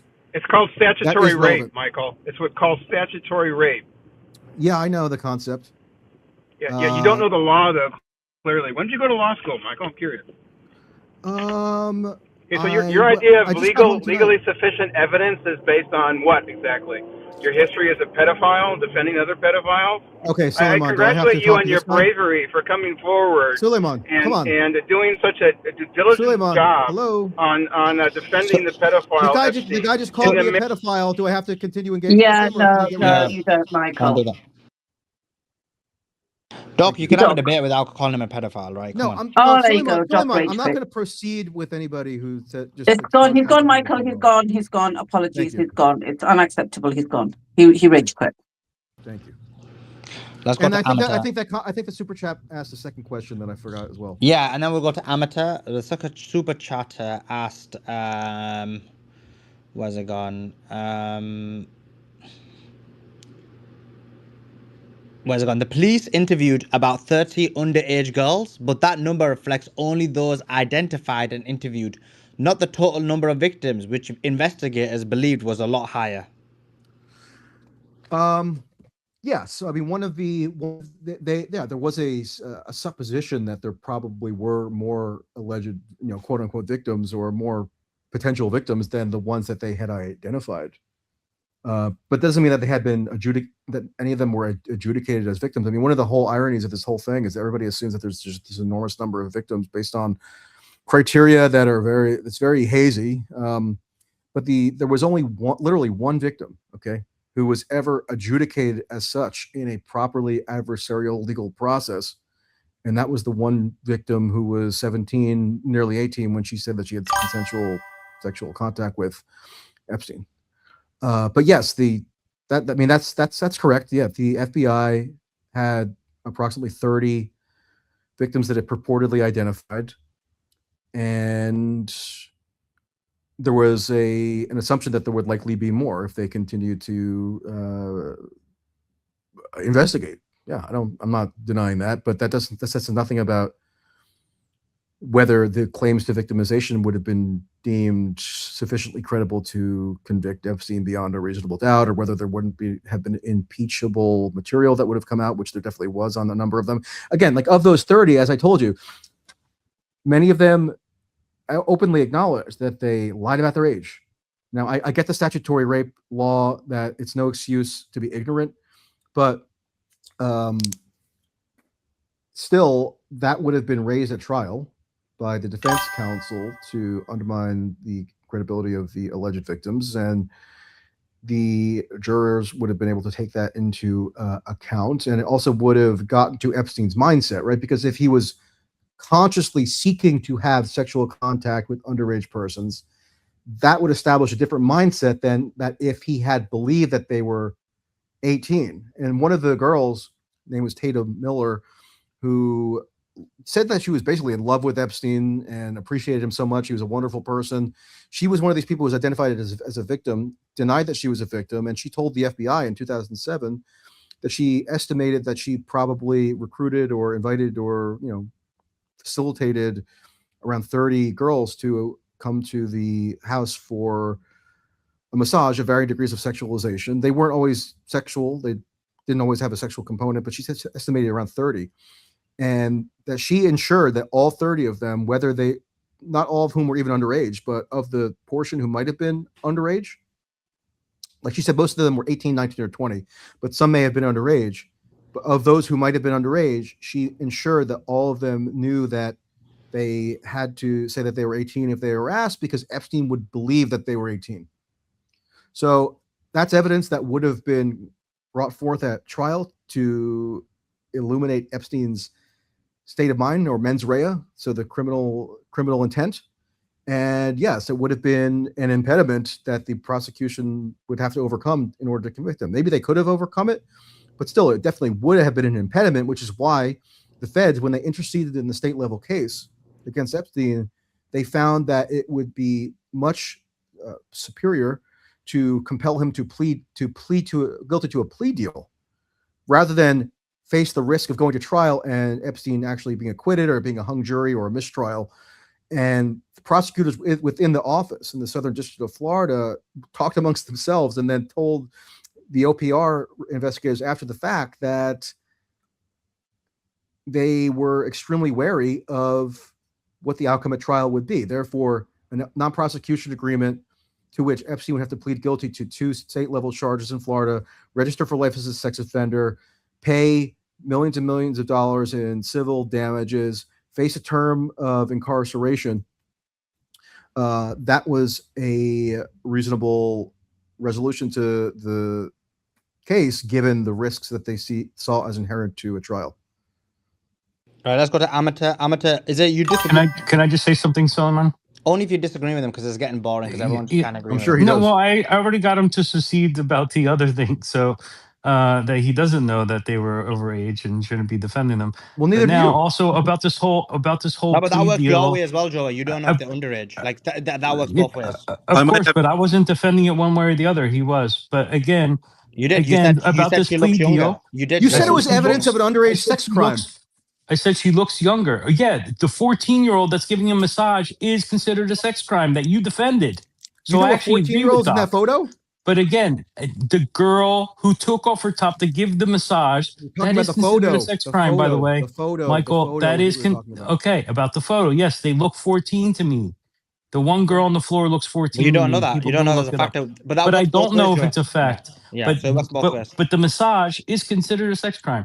And I'll post in the comments that what happened was Epstein gave information to the FBI against Bear Stearns, and that's why he got the sweetheart deal. And you're saying Not all true. this other thing. Yes, the FBI released the documents showing. I'm going to put it in the comments right now, and you can go check it for yourself. Here. Well, maybe It- Grant, I haven't gone through all 2.5 million. They're I haven't gone through all- declassified documents from the FBI showing that he was cooperating with the FBI, giving their information against 2 people at Bear Stearns in order to get a sweetheart deal.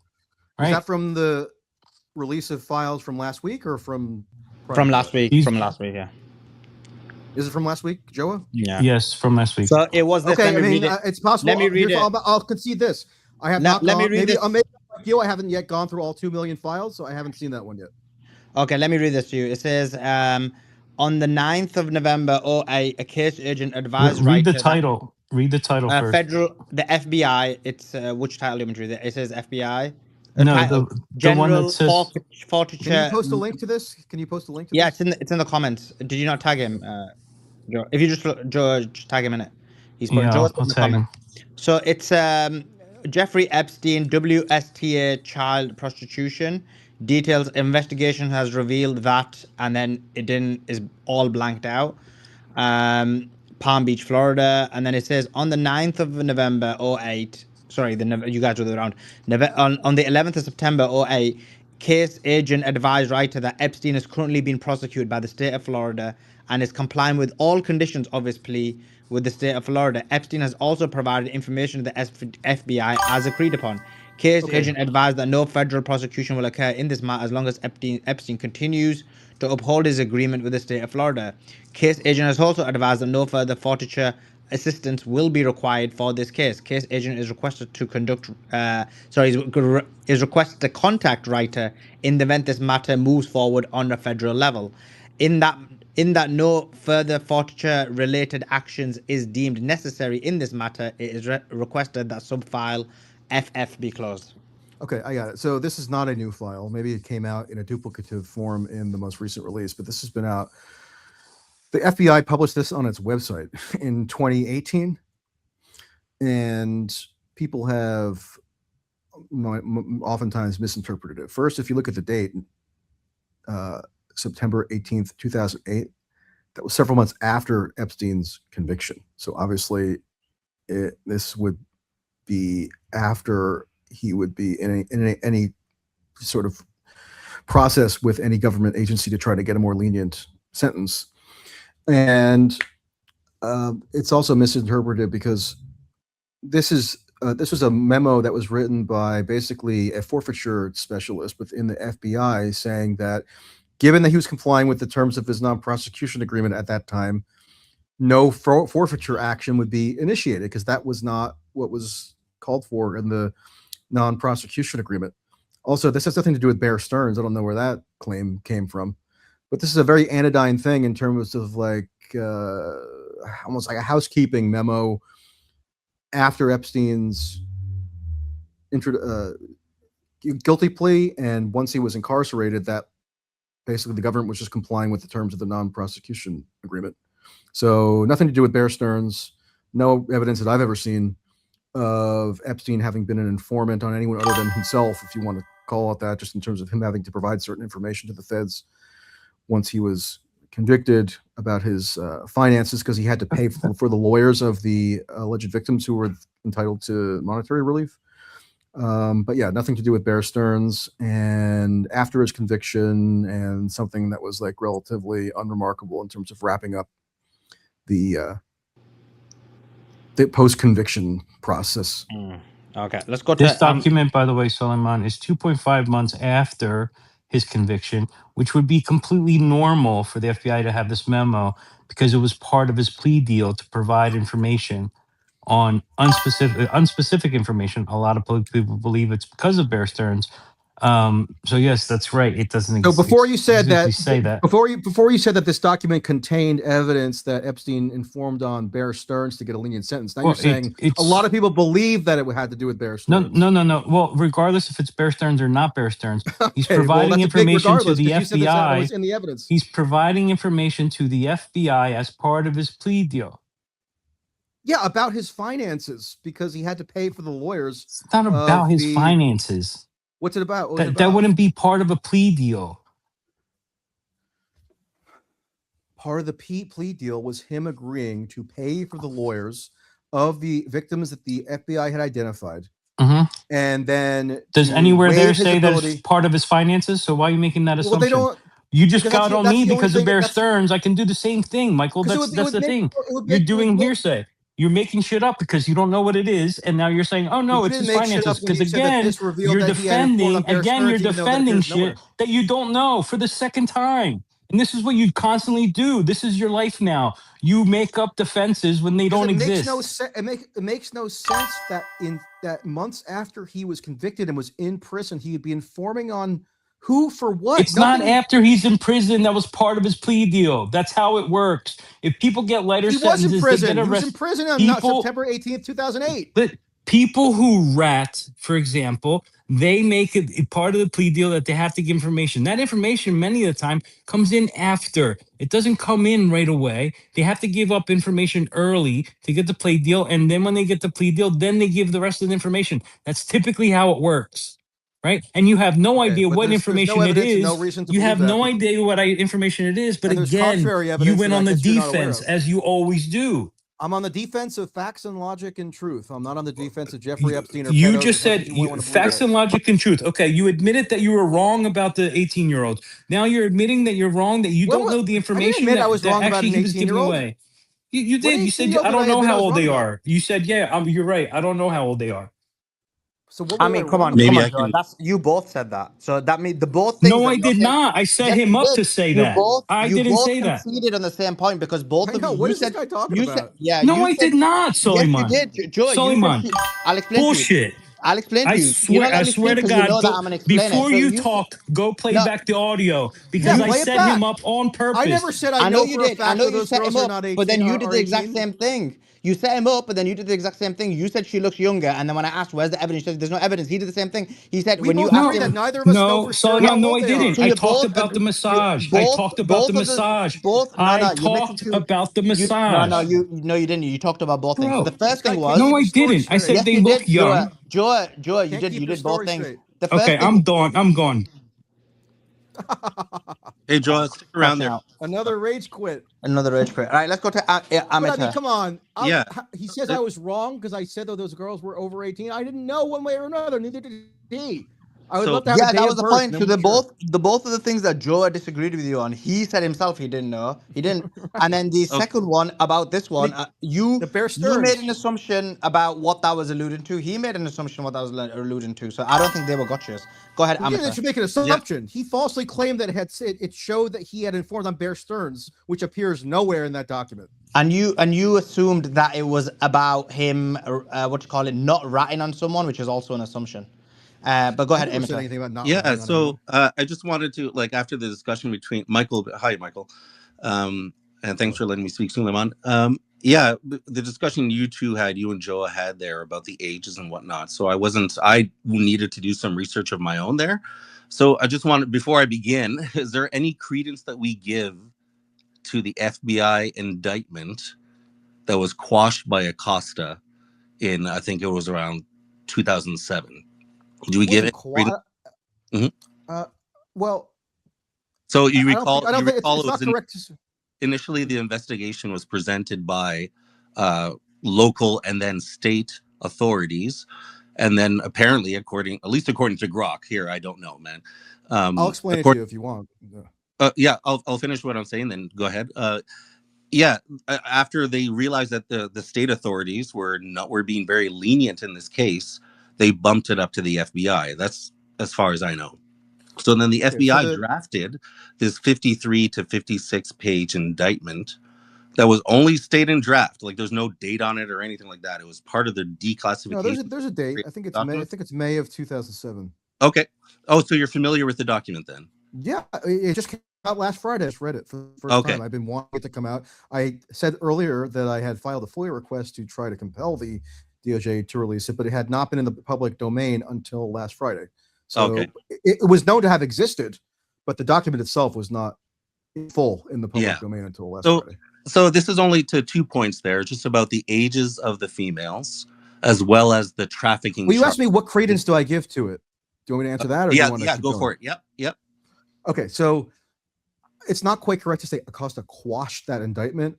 Very often, it's standard practice for when charges are being deliberated on, but in a U.S. attorney's office, a draft indictment will be produced so that the potential arguments that might be used in furtherance of a potential indictment will be tested, and the strength of the evidence can be evaluated, and certain issues can be elucidated.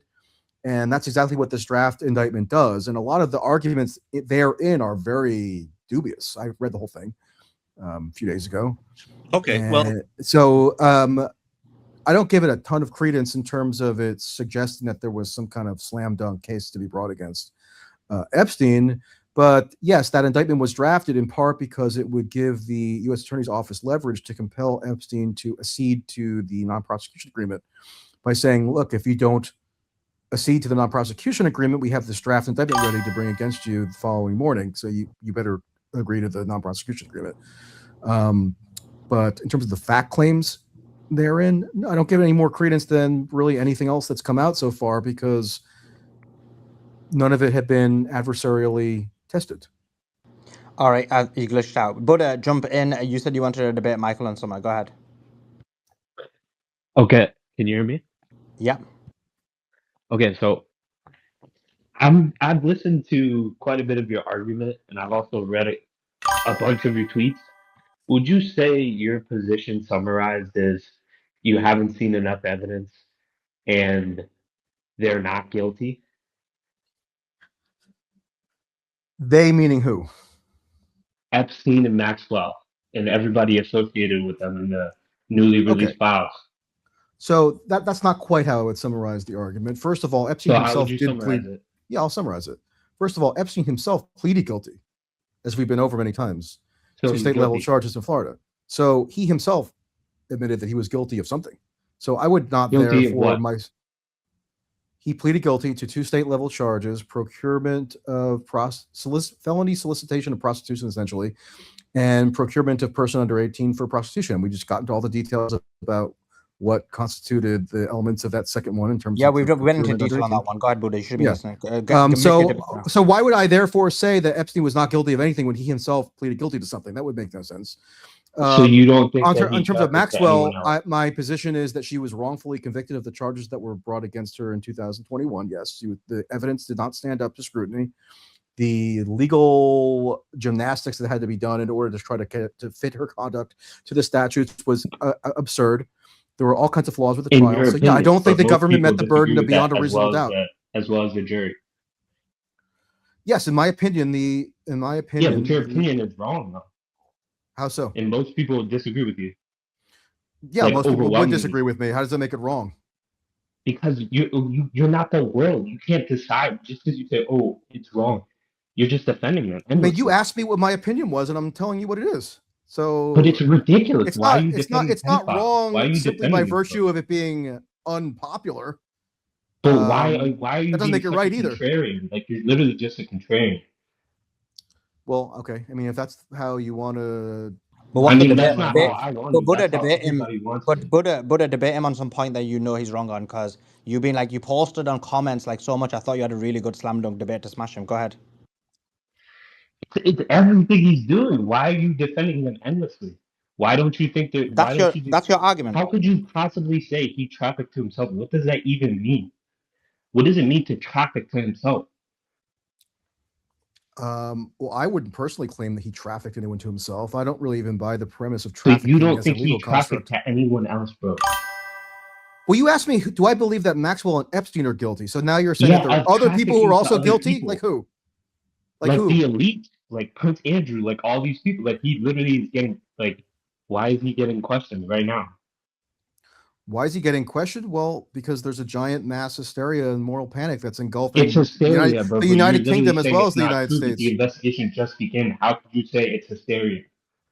No, there's been lots of investigation Your done instant regarding the assumption Prince is that Andrew they're allegations innocent. for many years now in civil litigation, and also there were DOJ records that came out in terms of their investigation of Prince Andrew. So it didn't just begin. And I'm not even sure what investigation you're referring to. What investigation just started against Prince Andrew? Did they not just ask him, like, because of the latest release to testify?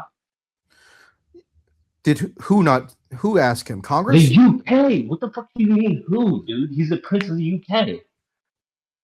Yeah, but the Congress has been calling on him to come to the United States and testify. So is there some British entity that's also calling on him to testify? I'm not aware of that. I saw the Prime Minister this week say that he believes Andrew should go to the United States and testify before Congress. I'm not aware of a UK investigation. If you know more than me, tell me and I'll look it up, but I haven't seen that. Bro, how could you possibly have read all 3 million files? That's not even like. I'm not claiming I have. You said so on your Twitter. You said you went through all the files and you found no evidence. No, I didn't. I've never said I've gone through all 2 million files. I So why expressly said that I have not. hard defense for these I don't know people? how anyone possibly could. Have you gone through all 2 million files? You were playing you were literally playing devil's advocate till you die for these people. For what? Are you paid by them? Like, what is your possible motivation to disclaim Maxwell's innocent? Like, the whole world disagrees with you. I gave you my motivation. It's based on my assessment of the facts and your assessment is overwhelmingly disagreed with. If 10%, okay, I mean, so if somebody disagrees with me and they can give an informed argument for this disagreement, I'm happy to have that debate. That's why I just again violated my own rule and stayed here way too long. By the way, that's a fallacy. Appeal to majority. Yeah. Okay, but what is his point? His point is that's literally a basic majority of people in colonial people are Massachusetts always in believe the that wrong. Majority supported COVID measures. Majority supported Brexit. Majority supported Ukraine-Russia war. Like majority's normally wrong. I'm not saying they always are. And Suleiman, do you think a majority of people have read all the Maxwell trial transcripts and reviewed all the exhibits and looked through all the appeals and stuff? For me, and done their own independent reporting? If the majority's on some side, I'm always like, they're probably wrong. Now, I'm not saying it's wrong on this one, but that's not an argument. The majority argument the fact that I'm in a minority doesn't mean that I'm right or wrong. But yeah, exactly. It's called appeal to majority. Possibly not know what he's doing. What did you say, Buddha? Sorry, say it again. How could she, as his partner for so long, not possibly know what he's doing and be involved with it? He's talking about Ghislaine Maxwell, Michael. Yeah. How could she not know what he's doing? Well, it comes down to whether there was actual pedophilic sex trafficking that is what Epstein was doing, and there's not really any evidence of that. And that's why there's no evidence of any pedophilic predation at all, in fact. So that's why the investigation should continue, and all these elites, including Donald Trump and Bill Clinton and all these people, should be questioned, right? Okay, investigate away. I mean, I'm the one who's been calling for more disclosure of Epstein files than even the victims themselves. So I'm all in favor of an investigation. What do you think I've been doing? But your position is that Ghislaine Maxwell is innocent. My position is that she was wrongfully convicted, meaning the government did not meet its burden of beyond a reasonable doubt to convict her and put her in prison for 20 years. Yes, that's my position. So you think she should be free right now? I think it would be more than justifiable to give her some degree of clemency, yes. Oh my god, bro! I don't even like. I can't. I can't. I I mean, don't if you even know what disagree with else me, to give say. me reasons. Buddha, Oh my debate him. What gosh, is bro! this? Like Because she's Jeffrey Epstein. Buddha, 1 second, bro. This is an example of a person who tweets a lot. He tweeted about so many times. I actually thought he was gonna come up with some awesome debate arguments, not be like, oh my god, I can't believe you're saying this. Oh my god, oh, everybody disagrees with you. Like, come on, come up with one specific point. Like I did. You heard me at the beginning. I honed in on him. I made him focus in on the case, the first case, and then I made him concede on the fact that Epstein has been convicted. Like that's how you debate. You were crashing out in comments. I thought you were gonna come out with so much great, and this is what happens. A lot of these like tweeting guys. This is why I want them always to come up and debate, because it's like it's different skill to debate. Like, where's your logical argument? Like even my YouTube chat is crashing out on you. They're Ghislaine like, Maxwell's father let me was let a me let me read to you. intelligence By the way, my asset. YouTube 1 second, Buddha, and I'm gonna give you a chance. Maybe you're gonna come up with something good. My YouTube chat is against Tracy, vehemently against Tracy. They don't have the same position as him, but they're literally saying, okay, this caller talking about you lacks any coherent argument. There are no arguments made by the caller, just factless assertions. They're not impressed with your points because you're not making a logical argument. You're doing fallacies like appeal to majority. You're like, come on, bro, how can you believe that? Like, okay, but we're academics. We want intellectual debates. So come up with one strong point. Maybe you can. Like, there will be something you can come up with where you can say, actually, Michael, you're wrong because you said X, Y, and Z, but the evidence is A, B, and C. Go. Okay, very simply, Ghislaine Maxwell's father was an intelligence asset, and then Jeffrey Epstein was just released in the release files. Multiple different files say, "Tell them I'm not with the IDF." So like, it's pretty obvious it's a blackmail like organization. Like, which is a totally separate point. I mean, I'm happy to discuss it, but it's totally separate than whether she was rightfully what convicted are at they trial. blackmailing them with? Her father's connections to Israel had no bearing on the evidence that was marshaled at that trial or the arguments that were made by the prosecution. So it's a totally separate Buddha, point. do you get his point? His point is different to your point. I do believe his intelligence as well, but I think you're not relaying that argument that well. The point he's making is he's saying that specific trial that Maxwell had, that specific trial she shouldn't have been found guilty in. In that specific trial, they didn't talk about her being intelligent. So this is a separate argument you're making to his point about whether she should have been found guilty. You understand the difference? Yeah, but I'm talking about how So that no, relates but do you to. agree or disagree with him about the trial? You could just be like, I don't want to talk about the trial. That's irrelevant. I want to talk about something Well, else. yeah. Go. I mean, I agree. I agree that they haven't used that because this just came out a few days ago, and the Ghislaine Maxwell they It didn't never have came out that a few days information. ago. No, Robert We always knew Maxwell. Maxwell's father was an That's I'm been out intelligent. talking for about the as Epstein. long I'm as it's talking been about the a Epstein story. Mossad connections. Sorry, we always knew about the Epstein Mossad connection. The strongest connection No, between Epstein, the what strongest do you mean? Epstein connection wasn't between on Epstein and trial. It was Mossad when Maxwell. no, he's Ghislaine talking. Maxwell was on Michael, he's trial, talking not about Jeffrey something Epstein. else. He's talking about something else. I think he just moved on from there. He's gone to some other Okay, point. okay. I'm actually going to wrap up now. I'm all just in conclusion. I'm sort of curious what Beatrix makes. Just before you go, Michael, 1 second, rational. because I asked Joe, I just called him and I asked him to come back and clarify his position because I actually understood what he was trying to say, but also the YouTube chat were really rooting for him, and they were like, "Oh my God, can't believe Joe rage quit. He's not like that. You know, he needs to come back and clarify." So thanks, Joe. So go ahead. Yeah, I mean, just real quick, what I had stated was that even the girl giving the massage is considered a felony and a federal charge, right? And this other photo. You mean the original 14-year-old who prompted the Palm Beach police investigation? Right, exactly, right? Okay. So when you gave a defense to that, I'm like, how? That's actually a crime. And then I didn't give a defense to it ethically. Okay, I gave a defense to it as to what you could do it legally too. It is a crime, right? Aren't just like in the abstract crimes. Like you actually have to prove things. There actually has to be evidence marshaled. Then a trial would take place, and there's cross examination, and countervailing evidence might be brought forward. Of which there was much for this 14-year-old who said herself that she did not engage in any direct. It doesn't matter. It's still a crime. You have a but minor Joe's argument, undress. It's a Maybe it is, or crime. maybe it isn't. But Tracy, Joe's argument on that is that irrespective of went to trial, obviously it didn't go to trial. Guy's dead. It's not going to go to trial.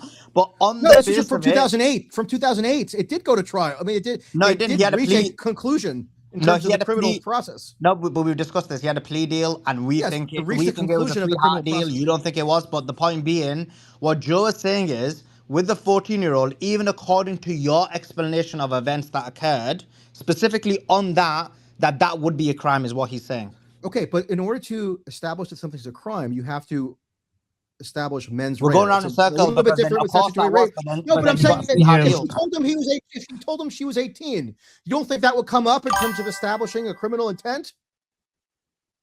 Okay, and to the other point that I made was the photo with the friend that was from the Epstein dump that was supposedly on the island with the girl. She looks underage, and I think Okay, from we've the been over that. comments, everyone looks underage. And those were my two comments. And I was saying, why do you defend things without knowledge? I Like, didn't what did do I that. defend? What did I defend? You had defended this guy get the guy with the girl sitting on his leg and the No, girl see, by so his you're side mischaracterizing going it. they're I'm over not defending 18. this guy getting a No, massage. The guy looks yeah, like you did. no, Not a I'm saying massage. I'm Some saying guy about to get a blowjob. That guy I'm talking about. you say I'm defending the guy when I You simply did, looked and at then this you photo. retracted after I I said didn't how. retract. I never retracted anything. I Oh simply looked my at that God! photo and I said live in upside down world. I live in upside down world. What did Michael say? What did What did I Michael say? defend? What did Michael say? When I brought up the photo, he goes, "Those girls are over 18. Blah blah. Blah. You can't say that. There's I no never- evidence." Da, da, da. He didn't do anything, right? Michael, And- did you say that they're over 18? I said they look to me like they could plausibly be over 18, but I don't know their exact ages. So obviously, it's possible that they're not. 18. And that's We the don't have point their that date of I birth. brought up. Their faces I brought are up blocked the out point that because you the don't victims know, demanded and you it. retract. So you retracted the defense. I didn't. No, there was nothing to retract. Yeah, there was. That's why you gave into it. I said, you don't Do you know how old retract they your are, so why are claim you that that defending it? FBI And they're like, oh document- yeah, I see your point. Do you retract your claim that that FBI document showed that Epstein informed on Bear Stearns when the words Bear Stearns are contained? Yeah, he informed on information. So do you retract So that you retract that it's that. about his money? Because So you you don't know retract that that? either. So you retract the Bear Stearns claim. Right, but you also retract that it's not about his money because you don't know that either. When you say right, you mean that you're saying yes, you do. I retract that it could be about that. It's definitely Okay, about good. Bear So I'm Stearns. glad that You you don't made know it's your about Bear retraction. Stearns, but you Glad don't you know made it's that about his retraction. money either. Well, I mean, I say that because, of course, I can't know with 100% certainty about much in life, but I've studied enough about the non-prosecution agreement and that sequence of events from 2006 to 2008. That's the only plausible explanation. If you read the OPR report, which you told me you hadn't read, But again, you don't wants know. to be minimally conversant. But again, you don't know. Anybody who wants to be minimally conversant on the Epstein case should read. In that OPR report, the most hard-charging prosecutor, Villafana, who drafted that draft indictment that we're all talking about, and who was the most aggressive in wanting to prosecute Epstein, she recounted and she inquired with the Southern District of New York as to whether there was any truth to some of these rumors about Epstein informing on Bear Stearns or any other financial institution, and she found that it was baseless. Okay. I mean, there's Michael, no evidence for it. So there's countervailing evidence that you're apparently not aware of. If So- anyone looked at the information or even the initial draft of his charges, this man should have been in jail for 20 years. Why didn't he go to jail for 20 years? You spent an hour giving this whole soliloquy of reasons why, never bringing up this thing with the FBI, the fact that he was giving up information, and the conclusion you come up to is, oh, the information he's giving is just about his money, which is ridiculous. There's no evidence that he gave as a the FBI conclusion, information about because that anything is else. not the only conclusion you can come to, as you just It's said. the only reasonable conclusion if you No, know it's the full not. breadth of evidence, which you clearly don't, because you didn't know that Marie Villafana, the prosecutor in the Southern District of Florida who drafted the draft indictment and was the most aggressive in wanting to put Epstein away for as long as possible, she herself said that there was no evidence for these rumors that Epstein was informing on Bear Stearns. Or There's any a other lot of financial people, institution. yeah, and Donald Trump said there was nothing to see in the Epstein files also. What does that have to do with anything? I'm just telling you, people that vehemently were going after the Epstein files, and then all of a sudden there's nothing to see in the Epstein, there's nothing there. Okay, I'm And not then sure all of a that's a sudden great we get analogy. hundreds of thousands of documents. So I don't know, when people go back on their word, I kind of can't believe either one. Okay, well, we now have millions of documents out that anybody can search through, right? So let me know if you find any evidence that Yeah, Epstein was and this one informing shows. on the financial institutions in September of 2008. Well, it shows he gave up Because information. until That was then, there's no and that credible was evidence part for of his that plea contention. deal. And there's lots of credible evidence that, to the extent that he informed the FBI of any information at that time, it had to do with the provisions of his own non-prosecution agreement, such as his requirement to pay for the legal bill fees. No, for now you're for adding the that victims. because that's not No, in I'm not there. adding it. That's in the non-prosecution agreement. Go read it. No, it's not. Of course it is. No, it's Have you read not. it? Put it up. Put it in the comments. Like I've already put up 3 documents in comments to prove you Have wrong. you You ever haven't put read anything up. the? Have you ever read the? I'm not asking you to 2007 read. I'm telling you to put it in the comments, Michael. Anybody can search No, Epstein's put it in the comment. non-prosecution I've put agreement up text, PDF. evidence against you already multiple times. Put anything in the comments. You spent Anybody an who can hour Google- talking about why he got the time that he got, right? Which is ridiculous because he was being charged federally and then he Can I gets ask? state I'm charges asking. and I'm serves asking times you a in question. I've state. answered many of your questions. Can you answer my question? Have you ever read the full text of the 2007-2008 non-prosecution agreement? I don't know if I have or not, to be honest. Oh, okay. Well, maybe that's why you're not aware that the civil damages provision is contained in that agreement. I don't remember the title of every document that I've read. I mean, this is a pretty important document. We're talking about the non-prosecution agreement, right? This is what everybody's so outraged about. It supposedly gave him the sweetheart deal. You're telling me you don't know if you ever read it and you've done all this Epstein research? Like, wouldn't that be one of the first things you read?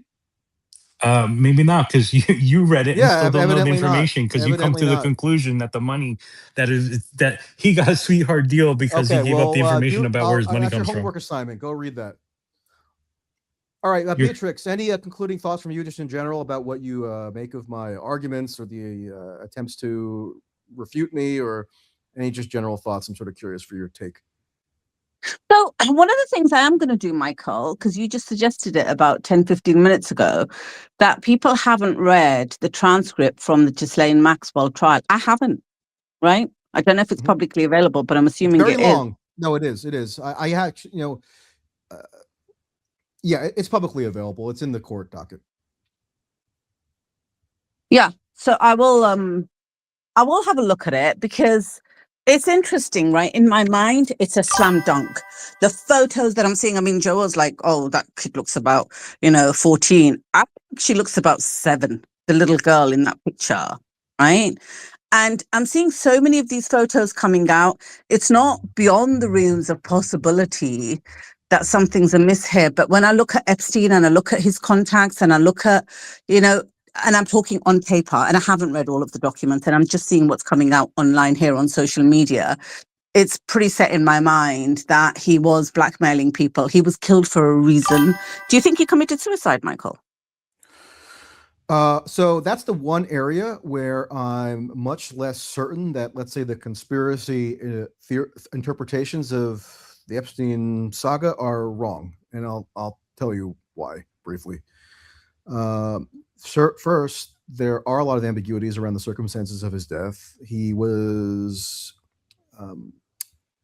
said a few weeks prior to his death that he was attacked by his cellmate, and he told the prison psychologist that he was attacked, and then he retracted that he had been attacked and claimed that he didn't remember what happened.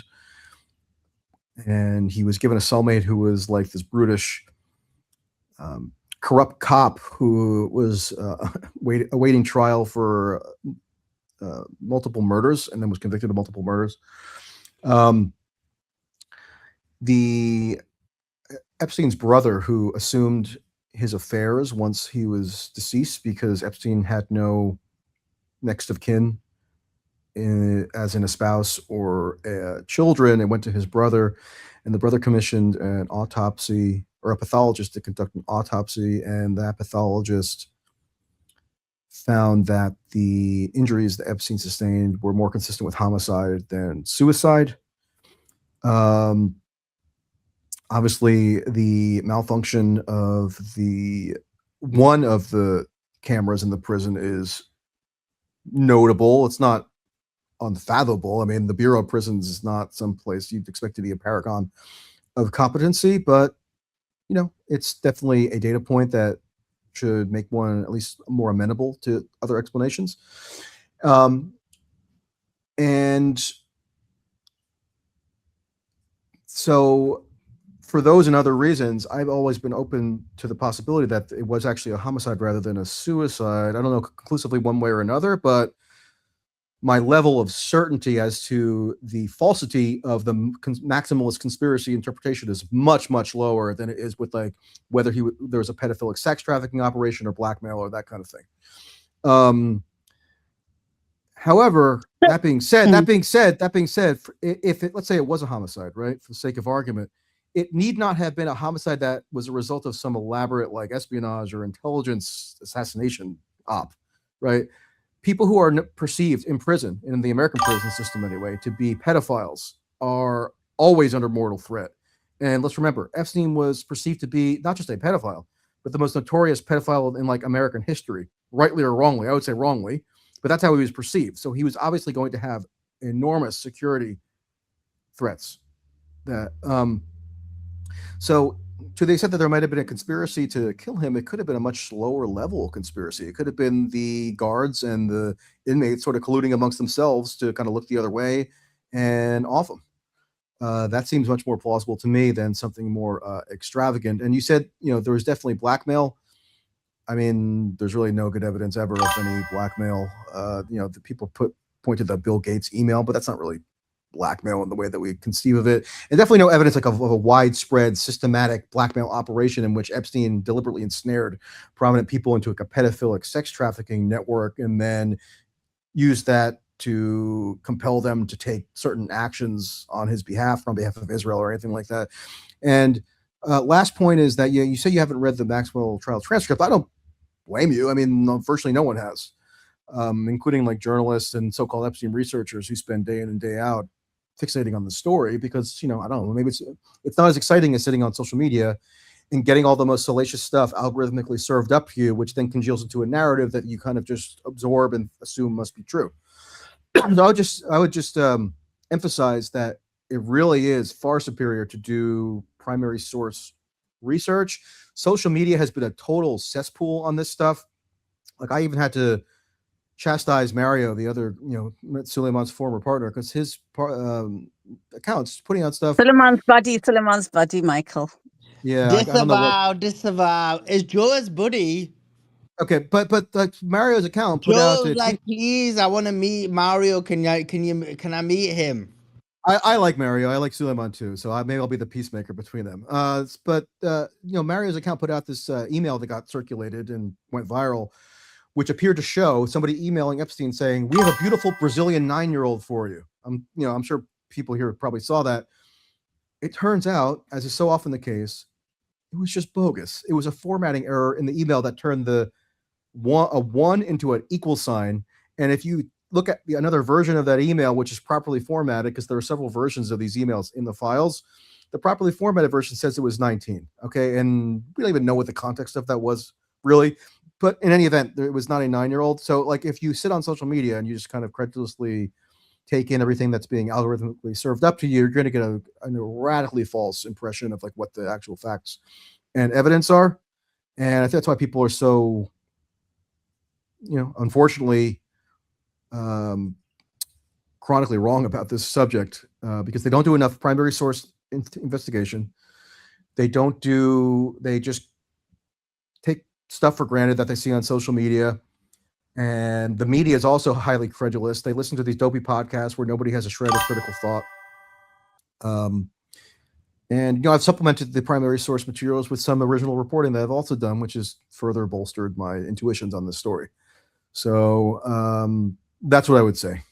And with just one question, and I will go to Joe just for his last words. But when you say that with Epstein being in prison, that you think it could be, and I do get that because the same happens in the UK prisons.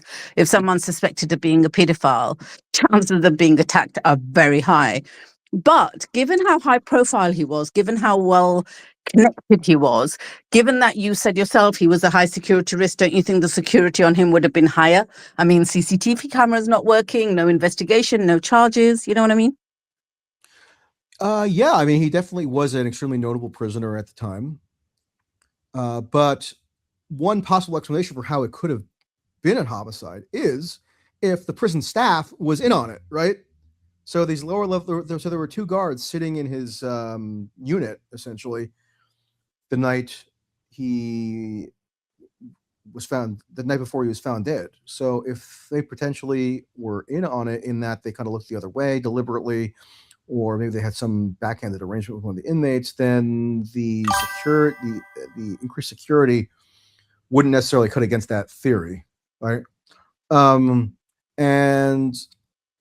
on top of that, notwithstanding him being a high-profile inmate, I mean, the Bureau of Prisons is just a mess in general. So I wouldn't put past them any incompetency, just in terms of security arrangements.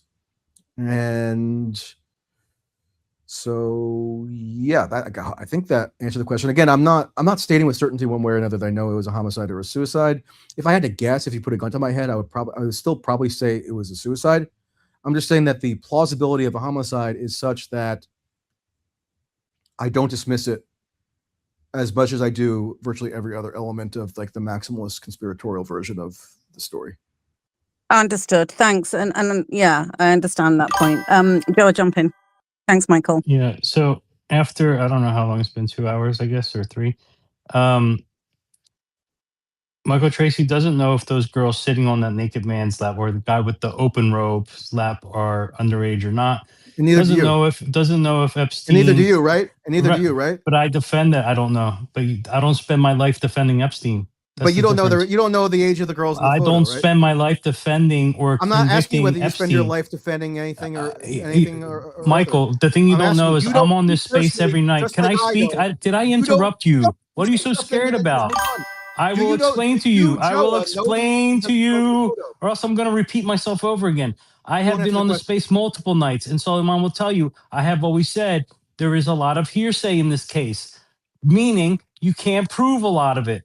I've never said, oh, he's definitely guilty, blah, blah, blah, this or that or the other thing. There is evidence of certain things, like the girl with the massage. That is a problem. That is a crime. But you came up and you were defending, although those girls, you can't tell if they're underage or not, which means you also can't tell if he gives out underage girls to his friends or not. And then also the document with the plea deal, you also don't know what information he gave up. So great, Michael Tracey don't know shit, but spends all fucking day defending Epstein. That is the problem, which is not what I do. I don't convict Epstein, and I don't go after Epstein. But you do. You made it your job. Although up here tonight, 3 things you have no idea about, and now you have to admit you had no idea about. So great. Thank you for the information.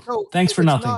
It's not possible to know, just as you do not know, and you conceded you don't know the ages of. But I don't spend my life trying to convict him. Do you understand? That's the difference. How could I possibly know that one way or another? You spend your life trying to defend him. But you don't know. It's just amazing to me that after 3 hours, you could claim I don't know shit about Epstein. I mean, at the very least, even if you like disagree with me violently, I would hope you could at least acknowledge that like I know a fair amount about the subject. But you're saying that because I don't know but none of the one photo, as well as you do not. That somehow shows that I just don't know shit in general. I mean, okay. No, I'm not saying you don't know shit, but you don't, any of the condemning my time trying to engage with you in good faith, even though you had not engaged in good faith in the past. Any of the condemning evidence, you admitted you don't know. Yeah, neither. You know a ton about the case, except any of the stuff that's criminating or not incriminating. You've admitted up here tonight that you actually don't know. What else don't I know? What else did I say? What else did I admit I don't know? The plea deal. You said you don't know what you don't know what information he actually had to give out. You came to a conclusion, but you're not 100% certain. So because I can't say that I have 100% foolproof certainty, like I can't say it with a level of certainty. Not being certain means you don't know, Michael. I'm certain that I'm in New Jersey right now. I can't say I'm as certain that Epstein provided information to the FBI related to his agreement. That's you jumping to a conclusion, to correct? Victims, which was provided for in the non-prosecution agreement. That's you jumping to the conclusion you want to see instead of actually looking at the evidence. That's the only a good investigator will not come to a conclusion because there's many conclusions you can come to as to what information he gave.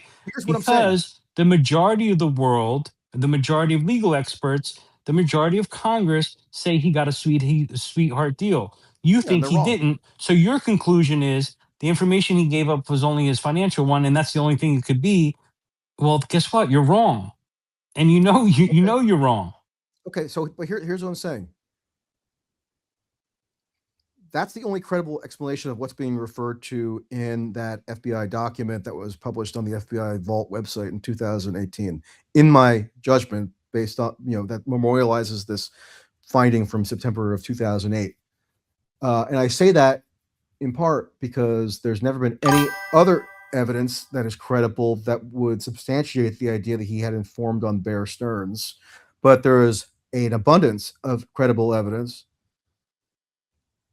suggesting that not only did he not inform on Bear Stearns in a way that was at all relevant to his plea agreement, but that he was obliged to provide certain information to the FBI pursuant to the terms in the non-prosecution agreement around his incarceration and around his payment of civil damages to government identified victims. So while I can't say with 100% foolproof certainty, akin to I can say the sun will rise tomorrow, although we can't even be certain about that. Maybe an asteroid could hit Earth. Michael, or the sun could explode. But that's the only credible, based on the available evidence, that's the only credible explanation. I'm open to alternate explanations. The alternate explanation is he wanted a reduced sentence. He wanted a reduced sentence, so he used information he had in order to reduce that sentence. Okay, but there's no evidence to that effect. Other than there's no evidence to your effect either. Yes, there is. I just gave you a bunch of examples of evidence to that effect. They're all conclusions that you're making. There's no proof to that. I just told you that the prosecutor in the Southern District of Florida, who was integral in compelling Epstein to plead guilty to the non-prosecution agreement, because she had wanted to actually indict him, and she drafted that draft indictment. She investigated this notion that he had informed on Bear Stearns or any other financial institution, and that somehow was and is someone who flip-flops and there was credible, no evidence Michael. for it that she found. She found it was a baseless is rumor. Someone who flip-flops credible. It's evidence, isn't it? You said there's no evidence for my contention. Yeah, but is someone who flip-flops credible to you? She didn't really flip-flop so much. Yes, she did. She completely did a 180, just like you did on the stage. Same thing. Really that's what I mean. No credibility. You know that she did a 180, and there's no credible evidence for my contention. But you simultaneously acknowledge you never read the utterly critical that is your piece of evidence. DOJ report on that whole prosecution saga. You never even read apparently the actual text of the non-prosecution agreement, which is amazing. I don't know why you're moving the target. You're saying there's no evidence for things, whereas you haven't even looked at the records that would show you the relevant evidence. So what basis do you have to make that statement? I don't know why you're moving the target. I'm talking about the person who wanted to prosecute him, and then he's like, "Oh, there's nothing there." No, the person who flip-flops to me has no credibility. She didn't flip-flop. She wasn't the senior most official in that office. That was Acosta. And just because you're not the most senior doesn't mean you don't flip-flop. That's a ridiculous statement. That's your defense? She's senior, so she doesn't flip-flop? She would flip-flop. She would have flip-flopped if she said, Epstein deserves to be prosecuted for X, Y, and Z crime, and then later said, no, Epstein actually doesn't deserve to be prosecuted for X, Y, Z crime. She never said anything like that. She always believed and maintained even years after the fact that Epstein did deserve to be prosecuted, but that because of certain evidentiary and legal hurdles, she had thought that her colleagues were reasonable in concluding that the non-prosecution and what was he supposed to be prosecuted for? What did she want him prosecuted for, Michael? Presumably for the charges that she spelled out in the draft indictment. Did you read the draft indictment? Trafficking, right? Did you read the draft indictment at least? The trafficking is in there. Did you read the draft indictment? Yes, trafficking is in there. Someone actually put it in the comments, and I went and read it. No. Trafficking. Oh, so you hadn't read it until tonight, until I asked you? No, I told you I didn't know. Right? I didn't know if I had read it or not. Yes, there is trafficking in the draft indictment. Right, exactly. So she wanted to go after him for trafficking. And then all of a sudden she's like, it's not there. They used in the deliberative process in U.S. Attorney's Office all day, every day to sort of weigh certain factors as to what charges could potentially be viable. It doesn't mean it was a definitive set of charges that were. She wanted to go after him for child trafficking, and then all of a sudden nothing. Okay, in any event, and that's not a 180 flip. It's because she's not senior. Because she's not senior, it's not a 180 flip. In the September 2008 memo. Okay. Anyway, it was such a pleasure to talk to you, Joa. It was such a pleasure to talk to everybody else here. I hope people don't think I'm crashing out because I said 45 minutes. Of course, I blew past that by about 2.5 hours. And with that, I'm going to go. So Appreciate you coming on, Michael. And I apologize to the chat on YouTube and in X because 99% of the internet disagrees with me on this violently, but they're all very low IQ, so I'm good with it. With you and Jeffrey, are you the big spoon or the little spoon? Just curious. We're just I'm on the that, big, Michael. I'm the big spoon. I'll take whatever direction he gives me for sure. Oh, you like it like that, Tracy, yeah? But the Although, thing is, he was more into females, as I think we've probably all been able to ascertain at this point. We don't know, though. No, that's an assumption you're making. But listen, don't hit my chat, Tracy. My chat wanted. I asked my chat before you. I basically told you to come, and they were like, "Yeah, bring him." My followers and my listeners are much more advanced than the rest of these social media labs. They all said, "Yeah, bring Tracy on." They're saying, good riddance to that guy. He knows nothing about Epstein. He's paid by Mossad, or like. No, obviously people disagree with you. They can disagree with you, but they're willing to hear an alternative opinion. That's what makes my followers the best. Like most people would crush out just hearing you speak. Do you get what I'm trying to say? So who gave the more, Suleiman, in your opinion, who presented the more persuasive case over the course of this discussion? I think, me, to be honest, or if my I give a fair analysis, do I count myself in this? Count the chat, no, I think you're biased about. Read the chat. Read the chat. You might be biased about yourself. All right, let's remove me. Okay, chat. Who do you think did a better job? Not in terms of who you agree with. Of course, you don't agree with Michael.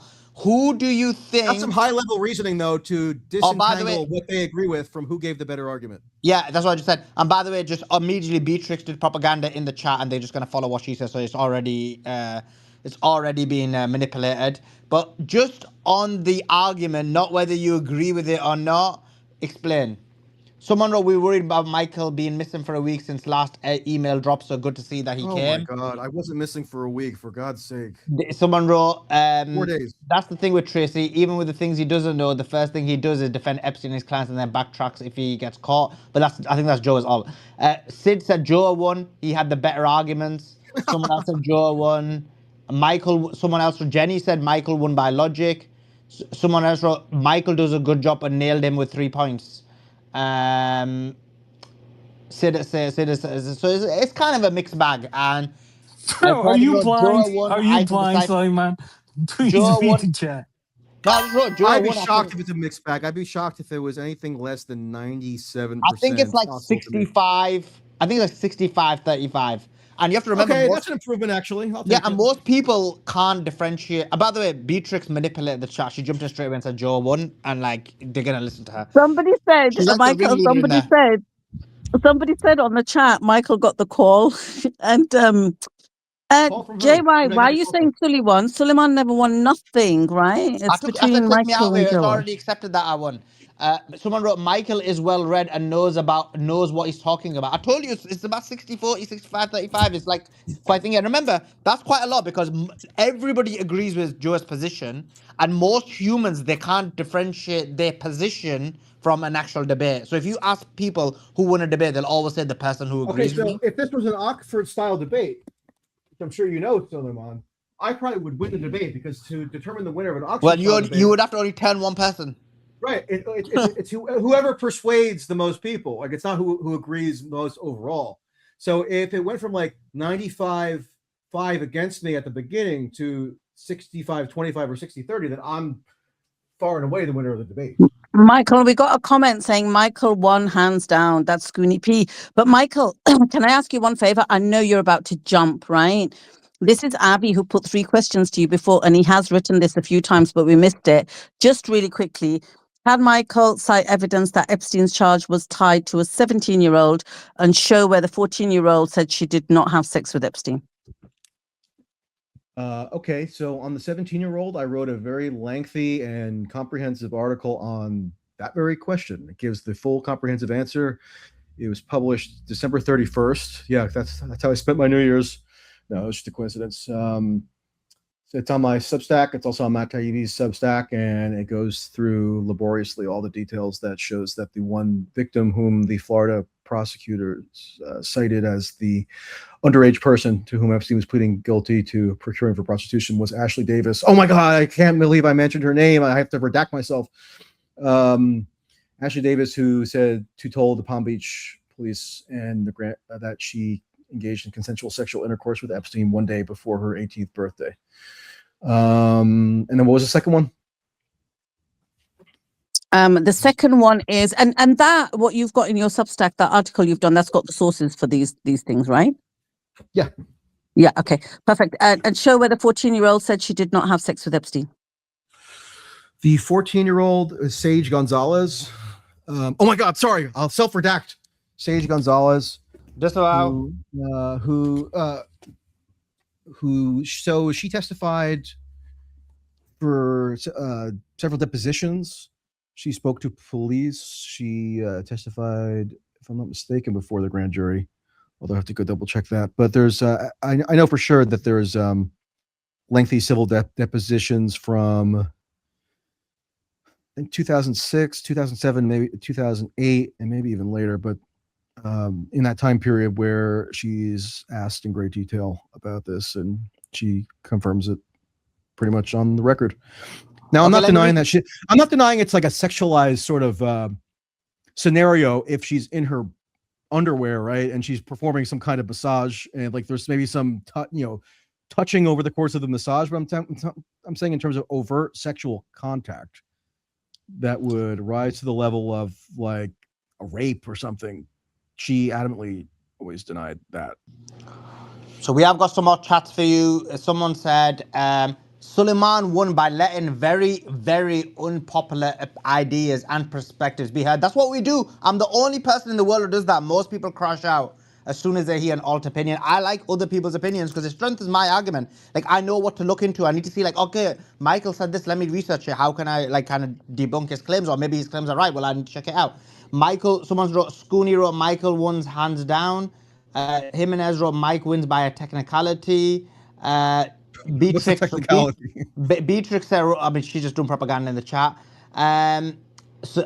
What's it gone again? Sid says Joe got him on almost everything. The one time Joe was weak when he rage quit, but other than that, he was the stronger party. And then someone saying, "Oh my God, he's promoting his own Substack." Okay, cool. But hang on, this Minu boy says Michael won Free Ghislaine. Like literally, they've got a Free Ghislaine campaign running on here now. Michael, what the hell? I didn't even see that. Oh yeah, someone wrote that. Yeah. Okay. Anyway, appreciate Michael. Where can people find you? Substack. Your Substack's where? That's mtracy.net, mtracey.net. I also okay, have guys. If you want to see someone defend Epstein and Maxwell better than his own legal team, better than Dershowitz, check out his Substack. Right. I think you're doing a better job than them, to be honest. You kind of are the number one guy defending them. But like I said several times now, it's me defending facts, evidence, logic, reason, being opposed to mass hysteria, moral panic, etc. That's what I'm doing. That's my highest aspiration here. The aspiration is not to defend Epstein per se. So you love them then, right? Yes, for sure. Okay. Good night, everyone. Tracey, as always, thanks for coming on.